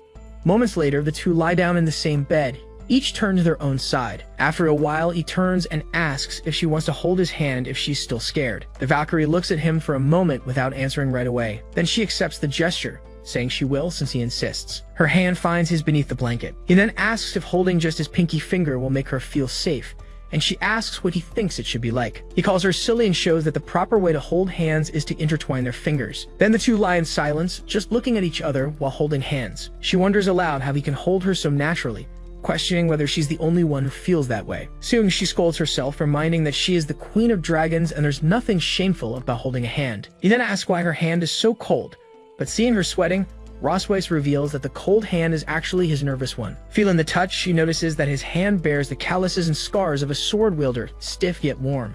She then realizes that where their fingers interlace, it's as if a current flows across her skin. The girl falls silent, only reacting to that sensation of touch. As the night passes, Leon asks her about her criteria for a partner, but she says she was joking and now has none at all. Thus, the night continues and the two remain lying silently. Even trying, he realizes he can't sleep at all. He looks to the side and wonders if Russ Weiss has already fallen asleep. Then he notices his fingers going numb from staying in the same position and decides to shift them a little. Pretending to sleep, Russ Weiss wonders why, instead of just holding her hand, he is now poking it. Finally, she concludes that the prisoner dares to touch his mistress. Determined, she thinks fine. Then she will touch him too. In the next moment, Leon jolts as he feels her touch. Confused, he wonders what is happening and why the Valkyrie is caressing his hand. He notices her body is so soft and that where they touch, he feels a pleasant sensation. With that, a strange desire begins to grow rapidly inside him. At the same time, the desire is mutual and both think the same thing. Soon the thought evolves and they both feel they want to go beyond that simple touch. Next, their faces draw close slowly as they gaze at each other in silence. Liam then takes the initiative and moves over her, pulling the blanket over them. Before kissing her, he thinks he will surrender to the moment, just for tonight. Then the boy positions himself over Russ Weiss on the bed, ready to move forward. Meanwhile, she just softly whispers his name. In response, Leon agrees with a low hum, leaning closer to her. Even knowing what's about to happen, he's surprised that his dragon mark isn't reacting at all. It's soon revealed that the mark only spices things up and isn't activated when two people truly love each other. However, the moment is interrupted when the toy spider falls right between them. With a scream echoing through the house, he quickly assures her there's no need to be afraid as he already grabbed the spider. Outside the room, Russ Weiss's sister concludes they've likely discovered the little surprise she set up. Back in the room, Leon holds her and comforts her, saying there's nothing to fear and everything is fine now. As the spider rests in the garden, he says he's checked everything and there are no more traps. He just continues holding her gently in silence. Nestled against his chest, the Valkyrie comments that his heart is beating very fast. He then confesses that he's also afraid of spiders. After hearing the confession, she decides not to pull stunts like that on him anymore. Finally, he asks her not to talk about what happened, and Russ Weiss assures him she understands. When morning comes, sunlight filters through the bedroom window.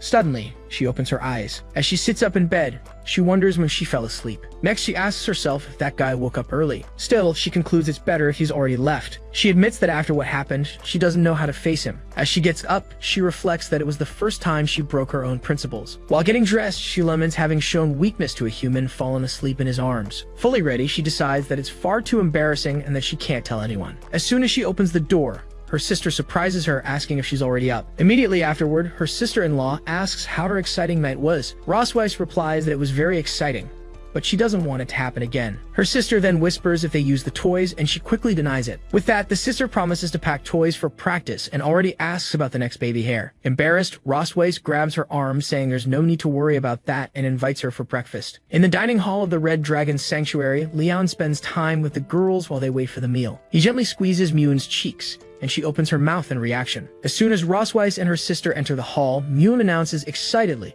that Mommy and Auntie have arrived. Immediately after, the little girl asks happily if they can start eating now. Then the whole family sits at the table to eat breakfast in silence. While eating, the couple avoids eye contact with each other. Chewing, Leon thinks about how embarrassing the whole situation is. He remembers how last night, due to the atmosphere, he almost kissed her and ended up falling asleep while hugging her. With that, his conscience splits. One side accuses him of betraying his homeland and the other reminds him that they're married. While the inner conflict rages on, he just notices the bread is a bit bland. He decides to add some peanut butter to improve the taste. However, as he reaches for the jar, Rosweiss stops in by placing her hand on his. The sudden touch surprises them both, confused by each other's reaction. Her sister then reveals the bed's secret, explaining she made the waterbed to help the couple's hearts race. She continues saying there are buttons at the edges of the bed that release toy spiders to scare Rosweiss. Finally, the sister-in-law explains that the mechanism only doesn't activate if they're hugging, leaving Rosweiss furious at the unnecessary plan. During the meal, Leon insisted that Rosweiss serve herself first, and she agreed to the suggestion. Soon after, her sister approached and asked why the two of them were blushing. Quickly, the warrior agreed that the place was quite hot, and Leon also confirmed that it was true. Then her relative suggested they return to the room for a bath, but both of them instantly rejected the idea. For Rosweiss's sister, no matter how many times she teases them, the couple's reactions are always entertaining. Changing the subject, she asked Leon if it was true that they had a disagreement with the Crimson Dragon clan. Next, she told how No defended herself from the Duke's son,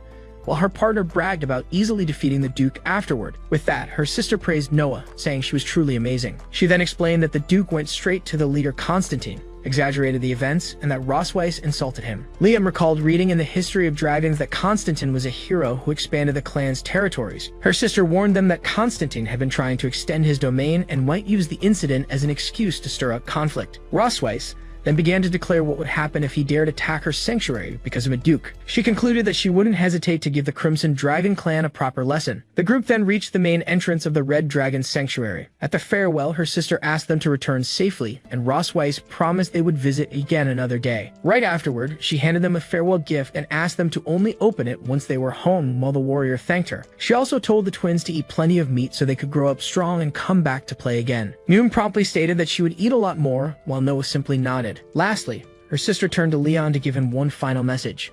She reminded him not to forget the promise he made, and the young man assured her he would keep it. Rosweiss watched the conversation, not understanding what it was about. The girls waved goodbye to their aunt as they flew off, and her sister wished them a safe journey. Back inside, she walked through the now empty hall. As she walked, she commented to herself on how adorable the little dragon girls were. Then she wondered when the couple's next child would be born. Suddenly, a spider descended from the ceiling, stopping right in front of her. Upon picking it up, she realized Leon truly protected his wife with great courage. Far away, Leon suddenly sneezed for no apparent reason. With the girls asleep in his lap, he wondered whether her sister had already discovered the surprise he left for her. At that moment, he reflected on how Rosweiss and her sister were completely different from the Dragon Kings he had known before. He continued thinking, realizing that they valued family above all else and showed sincere love. In a low voice, he admitted he could barely believe the amount of trust her sister had placed in him. Already in the sky, Rosweiss began to question him about what happened as they were leaving. Soon after, she directly asked what he had promised her sister, but Leon only replied provocatively, asking if she really wanted to know. He then stated that he wouldn't tell her, leaving his partner furious with him. By nightfall, they finally arrived back at their sanctuary. The twins were already peacefully asleep in their bed. As she exited the room, Rosweiss closed the door and found Leon waiting for her outside. Seeing the scene, she hesitated for a moment, and he simply encouraged her to move forward. Right afterward, he revealed his revenge plan and asked her to give a live performance of the embarrassing video from the day before. With that, he began imitating the video scene in which a young Rosweiss sang about loving to take baths and scrubbing her butt. Faced with the provocation, the warrior could only scream his name. Meanwhile, at the Red Dragon Sanctuary, her sister invited Moon to watch more videos of Rosweiss, and the girl eagerly agreed. Soon after, the aunt whispered Moon's name and asked her to follow her. The little one followed her aunt to a door that emitted a glowing light. On the other side, her mother began singing about how much she loved bathing and how amazing her body felt. She continued the song about scrubbing her butt and blowing bubbles, as the video showed a young Rosweiss in the bath. Leon sarcastically praised his wife's singing, comparing it to the beautiful song The Lark. The woman screamed that she needed to destroy the recording, but her sister stopped her, saying she would keep it as a family heirloom. Her sister's gift rested on the table, and Leon commented with relief that the box had finally survived. Leon simply laughs at the situation and says it's all a big joke. At that moment, Rosweiss stares at him and states that it's obvious he's very bored. Then she grabs him by the collar and calls him by name, indicating there will be serious consequences. Suddenly, she suggests they should pick up where they left off. At that moment, he realizes the provocation went too far. He quickly decides it's time to run, but his companion yells at him to stop immediately. When he tries to escape, he discovers the bedroom door is blocked. Rosweiss appears at the entrance and gives him 10 minutes to go to her room. She then warns that she'll show him the consequences of provoking her with those videos. The young man stands in front of the door, processing what just happened. He laments that his own tongue always gets him into trouble. He reflects that he didn't expect her to react that way. However, he concludes that it only confirms that the warrior's dark past is her greatest weak point. Out loud, he declares that even if he suffers physically, it's the price to pay for the noble cause of hunting dragons. With tears in his eyes, he accepts his fate, stating that his body may break if necessary. Thinking about Rosweist, he concludes that everything is worth it as long as it makes the Silver Dragon Queen suffer. Meanwhile, she takes her own bath, thinking it's her duty to punish him. Already prepared, Leon warns her to brace herself for what's coming. 10 minutes later, as soon as he enters the room, a scream is heard from inside. Lying on the bed, he then asks Rosweist to go easy on him. With a whip in hand, she introduces herself and orders him to call her mistress. Surprised by the scene, the young man teases her, calling her a true actress. Rosweist simply calls him an idiot in response. Then she strikes him with the whip, making him scream. She then warns him that he said it wrong again, as he still doesn't seem to understand the situation he's in. With that, he reflects that the whip doesn't hurt that much, but it causes a strange sensation. Suddenly, he realizes that her goal is just to embarrass him with that role play. He understands the act. Rosweist plays the teacher, and he is the rebellious student who made mistakes. To continue the game, she asks him if he already knows where he went wrong. Getting into character, the young man apologizes to his mistress and promises that from now on he will obey and won't make mistakes anymore. Rosweist then asks if he's ready to turn in his assignment. Not understanding, he asks what assignment that is. She scolds him, asking how he can promise to study if he doesn't even know what the task is. Then he asks his mistress to tell him what the assignment is, and she says he's lucky that she's so understanding. Right after, she reveals that today's task is to make the mistress's dragon mark shine. She then warns that the punishment will be worse if he fails, and Leon promptly accepts the challenge. With that, he places his hand on her to begin the task. He then reflects that after so many nights together, he already knows every sensitive spot on her body. Soon, his touch begins to have the expected effect. Rosweist then praises him, commenting that he learned very quickly. Then the two continue the task. The lesson between the two continues intensely in the bedroom. Soon Leon asks if the task is already finished and if it's good enough that way. Rosweist replies that it was only a warm-up exercise before the real lesson. Then she reminds him that he hasn't even turned in his homework yet. Surprised, the young man asks if that also counts as part of the assignment. He then laments, knowing she wouldn't let him rest, once again defeated by the claws of the dragoness. Right after, he wonders if all of this is happening because of the dragon mark on his chest. He also notices that his mouth is getting drier. His body begins to grow restless with the situation, and he holds her tighter. With that, the game between them intensifies even more on the bed. Rosweist then comments that Leon is being very naughty. In response, he asks her if that's not exactly what the teacher wanted. She then encourages him to continue, telling him to go faster. Their hands clasp tightly during the moment.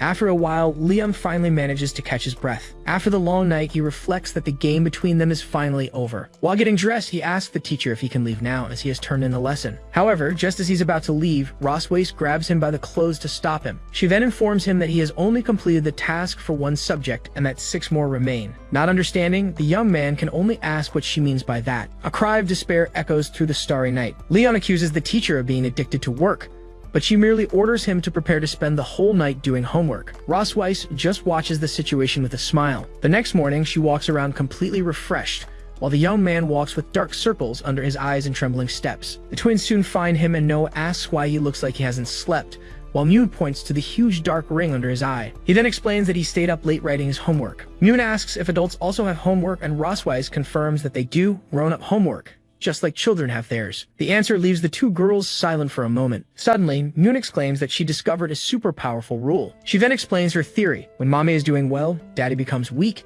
and when daddy is doing well, mommy is the one who becomes weak. Leon praises Moon, saying she's very clever for noticing a truth most people don't realize. He then promises that he'll be the first to defend her if anyone says she's only good at being cute. Hearing the conversation, Noah watches with her arms crossed. Soon after, she looks at the sky and announces that he has arrived. Next, she says goodbye to her mother and younger sister. While Rosweist tells her to be careful, Moon asks her sister to come back soon so they can play. Liam also says goodbye, asking Noah to study properly and that they'll see each other next weekend. The girl just nods in response. Soon, she says she's off and is enveloped by teleportation energy. As Moon says goodbye to her sister and a dragon, the family watches her departure. Right after, the father asks the little one what they'll do now that her sister has gone to school.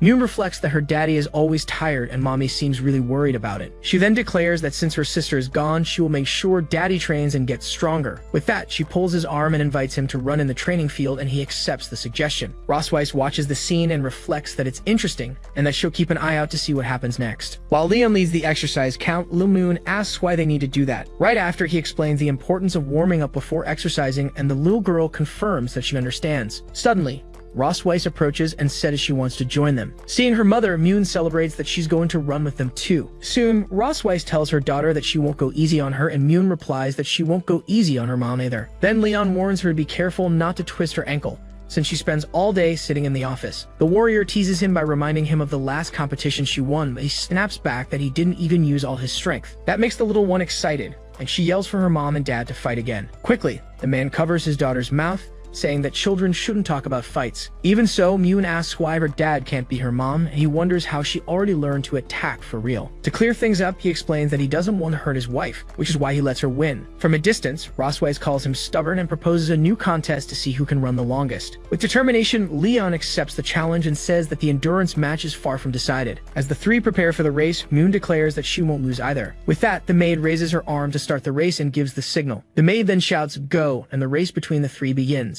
While they run, Leon asks his companion if her tail gets in the way. She promptly replies that the tail actually helps maintain balance, something he clearly lacks. Even while ahead, Ross Weiss provokes him, asking him to show his own, but he replies that he doesn't need any tail to win. After 2 laps, little Moon collapses to the ground, exhausted, saying she can't run anymore. The maid approaches to comfort her, saying that Princess Moon was amazing just for participating. With that, the maid invites her to cheer together from the sidelines for the queen and the prince. While running, Leon realizes he doesn't have much of an advantage since the Silver Dragon people are naturally fast. Even so, he doubles down on his decision. There's no turning back now that he stood at the starting line. With his honor as a dragon hunter on the line, he tells himself he can't lose to her here. In a final effort, he lets out a scream and recalls one of the hunter's codes: born to fight and rest only in death. 20 minutes later, Leon is seen lying on the ground, completely out of breath. Ross Weiss approaches and asks if he's going to accept defeat, but Leon from the ground says he does not. Smiling, the woman challenges him, asking if he wants to keep running since he refuses to lose. With resolve, Leon asks for 2 days to train, guaranteeing that he'll definitely beat her. Teasing him, she says not even 2 years would be enough for him, but still lying on the ground, he insists he can do it. Then Ross Weiss steps closer and asks if, now that he's been defeated, he's going to show what he's really capable of. With a serious expression, the hunter dodges the question, saying he loves taking baths because they make him feel good. Right after, he warns her that holding grudges will come back to bite her, but says that she's the one holding grudges like that. Then Ross Weiss calls little Mew and declares that since her dad is feeling weak, they'll go exercise together now. The little girl says her dad really is kind of weak and that's why he needs to work out more. Frozen, Leon is speechless upon hearing the comment from his own daughter. Holding Mew's hand, Ross Weiss walks away, and from a distance, Leon advises her not to underestimate a father who looks weak, because things can change over time. Later, a special meal is served at the table to help the family recover their energy. Affectionately, little Moon asks her father to open his mouth so she can feed him. He opens his mouth to receive the food offered by his daughter. Right after eating, the man collapses onto the table, and Ross Weiss advises him not to push his rusty body so hard next time. Still lying down, he grumbles that he only lost because of the task from the previous night. Otherwise, he definitely would have beaten her. Ross Weiss then teases him, asking if he wants to continue the task that night as well. Faced with the proposition, he abruptly gets up from the table. Quickly, the warrior picks Moon up in his arms and announces that he'll stay with her tonight to tell a new story. When the little girl asks if they had agreed on that, he responds that the agreement starts now. Ross Weiss agrees on the condition that they don't stay up late and get to bed early. With that, the little one happily agrees with her mother while being held in his arms. Ross Weiss then leaves and walks alone down a long hallway. Suddenly, she stops and orders the person hiding to come out. Her subordinate emerges from the shadows and greets her as Your Majesty. Without mincing words, the woman directly asks if there's any news for her. The informer reports that she found the secret residence where Tage Lawrence used to live, but they moved out over a year ago and are no longer in the Empire. She adds that they donated all of their belongings, and Ross Weiss immediately asks what was the one exception. Promptly, the subordinate replies that the only thing not donated was a donkey. She then explains that the neighbors said the couple was very fond of the animal and made sure to take it with them. With that, Ross Weiss orders her to continue tracking Tage's whereabouts, and the woman leaves to carry out the order. As soon as the informant disappears, the queen remains silent for a moment. Soon, she begins to question herself about Leon's master and why he would have left the Empire. Elsewhere, a distant voice reacts with surprise to unexpected news. The information leaves the couple shocked, and the man asks if he heard correctly about a family sports day. Then Moon confirms that the Academy is organizing the event next week. Ross Weiss comments that back in her day, parents didn't have to participate, and the daughter explains that it's a new initiative. Curious, the little one asks her mother what place she came in when she competed in the games. Proudly, the woman replies that she came in first place, which impresses the girls. Soon, the girl asks about their father, and he reveals that he didn't place at all, which makes her ask why. With a smile, the warrior explains that he had such an advantage that the Academy thought he was cheating and didn't publish his results. Hearing that story, Noel asks if that means her father is a cheater. Leon denies it and explains that the Academy gave him a medal in secret, but he melted it down to make a bracelet for his grandmother. Hearing that, Rosweiss questions how someone who values honor so much could melt his metal, and the man replies that he prefers not to have an honor he can't show off with pride. Then she asks if he's really going to participate in the sports day. Noah then explains that the event is more for fun and doesn't affect grades. With determination, the girl reveals that even so, she really wants to win first place. Realizing this, Leon understands that his daughter inherited his competitive spirit and has a strong obsession with being the best. With that, he and Rosweiss exchange a look of understanding. Soon, the two announce that they will participate in the event together with her. Excited, Myun says she wants to join too, but Noah explains that registration is limited to only 3 people. To cheer her up, the father says the little one can be in charge of cheering and that her support will be essential for victory. Right away, the little girl agrees and promises to cheer with all of her strength for the family. With the whole family gathered, he declares that if everyone gives it their all,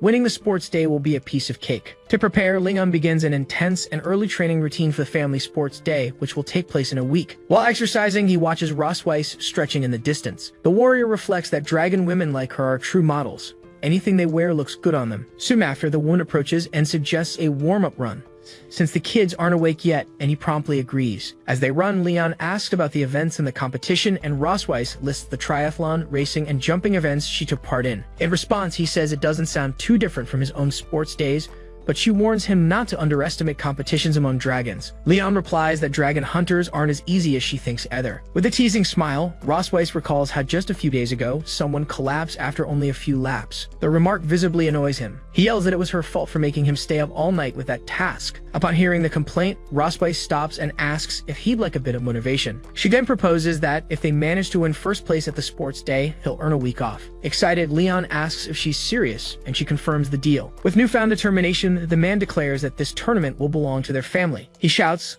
"Let's go," and takes off training, leaving his partner behind. Watching this scene, Rosweiss concludes that her motivation technique really works. At the end of the warm-up, she approaches and asks if his muscles and joints feel active yet. Leon jumps up full of energy, saying it feels like he just took a stimulant. Then Rosweiss picks up a rope and comments that since it's a family event, the competitions will probably be different. Because of that, she says they also need to train their coordination as a team, not just their physical condition. Leon steps back and asks what the rope is for, jokingly asking if she wants to practice tying him up again after the teacher-student game. Rosweiss scolds him and asks if he's never heard of a 3-legged race. Embarrassed, Leon admits he saw one once at the Dragon Hunters Academy. She then declares that their basic coordination test is about to begin, and he agrees, though reluctantly.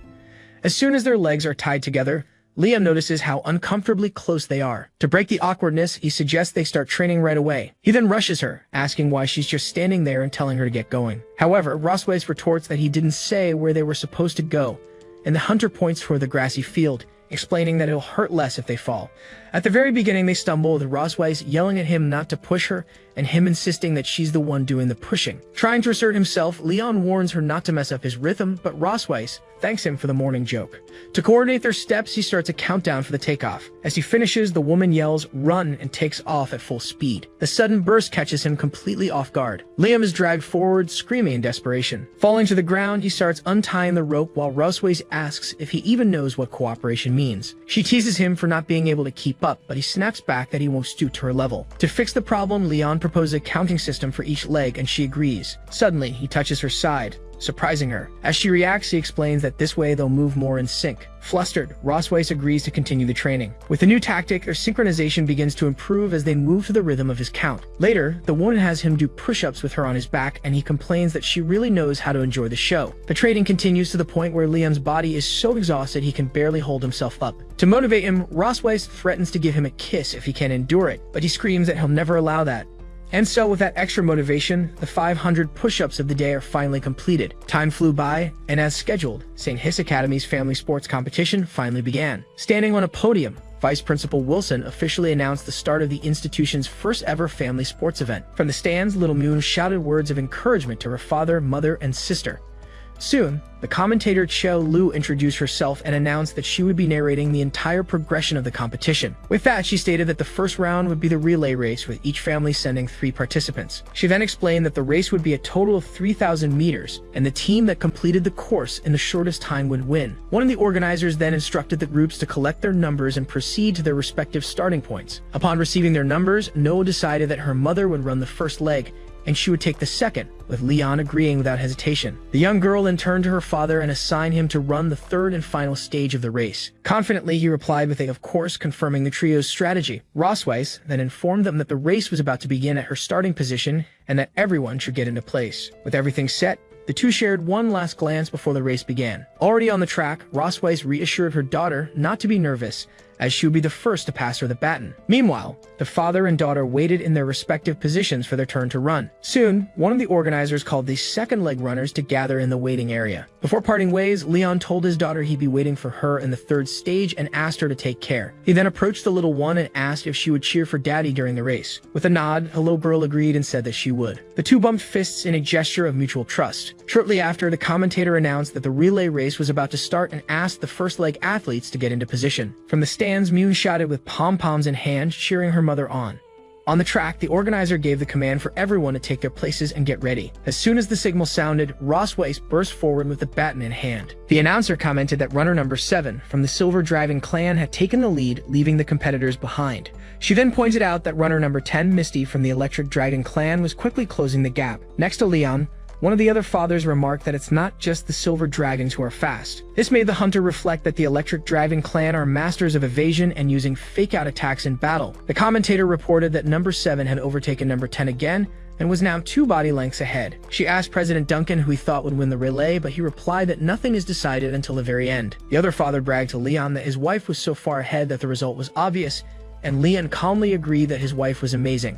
With a smile, the rival father confirmed that there was no doubt his partner was indeed impressive. However, Leon interrupted with a "but," which made the other man realize something was off. Leon then finished the sentence, stating that his wife was even more incredible. With that, Rossweiss unleashed a new burst of speed on the track, intensifying her pace. Surprised, the rival runner wondered where she was still getting that explosive strength from. As she ran, Rossweiss reflected on the intense wind resistance from having maintained the lead the entire time. Soon, her rival realized she could no longer keep up with the pace Rossweiss was setting. The commentator narrated that number 7 was using the body of her opponent to reduce wind drag and accelerate during the final stretch. With this maneuver, the narrator confirmed that she was the first to hand off the baton to the next runner. Next, the commentator reported that number 10 had also completed the handoff and questioned whether the new runner would be able to catch up with Noah. Watching her daughter take off, Rossweiss reacted with a slight jolt of concern. From a distance, her husband gave her a thumbs up to reassure her. Clenching her fist, she now placed her full trust in the next runners. Back on the track, the announcer reports that the second leg runners are already taking off, while one of the competitors complains about the speed of the leaders. Next, the commentator announces that at this moment, the race is being led by competitor Noel and runner Dean. As he passes her, Dean taunts her, saying, "Goodbye, little legs." With a determined look, she thinks to herself that she can't let him get too far ahead. From the stands, Moon shouts words of support, saying she believes in her sister. The commentator wonders whether Dean's lead will be decisive, but the president insists that nothing is decided until the very end. Soon after, the announcer informs that both runners have just exited the final turn and are approaching the home stretch. The commentator highlights that the two dragons are running side by side, with neither giving the other any room. With that, the announcer questions who will manage to pass the baton first for the final leg of the race. Then the commentator confirms that Dean hands off the baton with a slight lead, and Noah also completes the exchange successfully. As soon as she finishes her leg, she apologizes to her mother for wasting the advantage that had been built. Rossweiss reassures her, saying she did very well and that her opponent had a physical advantage for being older. She then invites her daughter to go with her to the finish line to cheer for Daddy. Back in the stands, Moon yells that her daddy needs strength and that he's the best. On the track, the rival runner warns Leon to pay attention because he's about to gain a 5-second lead. As he bursts forward, the opponent laughs loudly, mercilessly taunting him. Leon internally thinks that the rival shouldn't underestimate his obsession with vacation time. With the race heating up, the commentator narrates that Gordon and the representative of the Silver Dragon clan continue to accelerate, while the president repeats that nothing is decided yet. Watching closely, Noah whispers a word of encouragement for her father. Suddenly, Leon hears his daughter's cheer, catching him by surprise. Motivated, he tells himself he can't lose now that Noah just called him Daddy. With renewed energy, he speeds up and pulls alongside the rival runner. The opposing father realizes that if this continues, he'll be overtaken. Determined, he warns that in that case, he'll make Leon taste defeat. Suddenly, the rival tries to trip him and Leon is caught off guard by the move. Dodging it, he warns that if dirty tricks are on the table, the consequences are not his responsibility. With that, the rival runner stumbles on the very obstacles he tried to use. The commentator announces that competitor Gordon has fallen right at the final stretch of the race. With the path clear, she declares that Leon crosses the finish line in first place. Right after, the announcer congratulates the Malkerwife family for winning the relay race. After the victory, the father approaches Noah and asks what she had just said. With a shy look, the little girl calls him Daddy. Leon asks her to say it again, but Noah says she'll only repeat it if they win first place in the games. Roswise comes over and asks if he's hurt, and the warrior assures her he's fine. Suddenly, the rival father approaches the judges and accuses Leon of cheating by kicking dirt at him at the end of the race. In response, Leon fires back, asking how the attacker now wants to play the victim. He then points to the opponent's clothes and says the attempt to strike him is visible by the shock marks on his shoulder. Feigning innocence, Leon tells the judges that he was running full speed and might have kicked up some dust by accident, but it wasn't his fault. One of the organizers asks the runner to cooperate with an inspection, but his wife stops him from approaching. As the couple tries to understand why the inspection is being interrupted, someone approaches and asks what's going on. The rival father immediately recognizes the arrival of the clan chief, revealed to be Thor, leader of the Electric Dragons and president of the arbitration committee. Hey everyone, did you enjoy this story? I really liked it. If you want to follow the next part, make sure to subscribe to the channel and leave a like. See you in the next story, guys.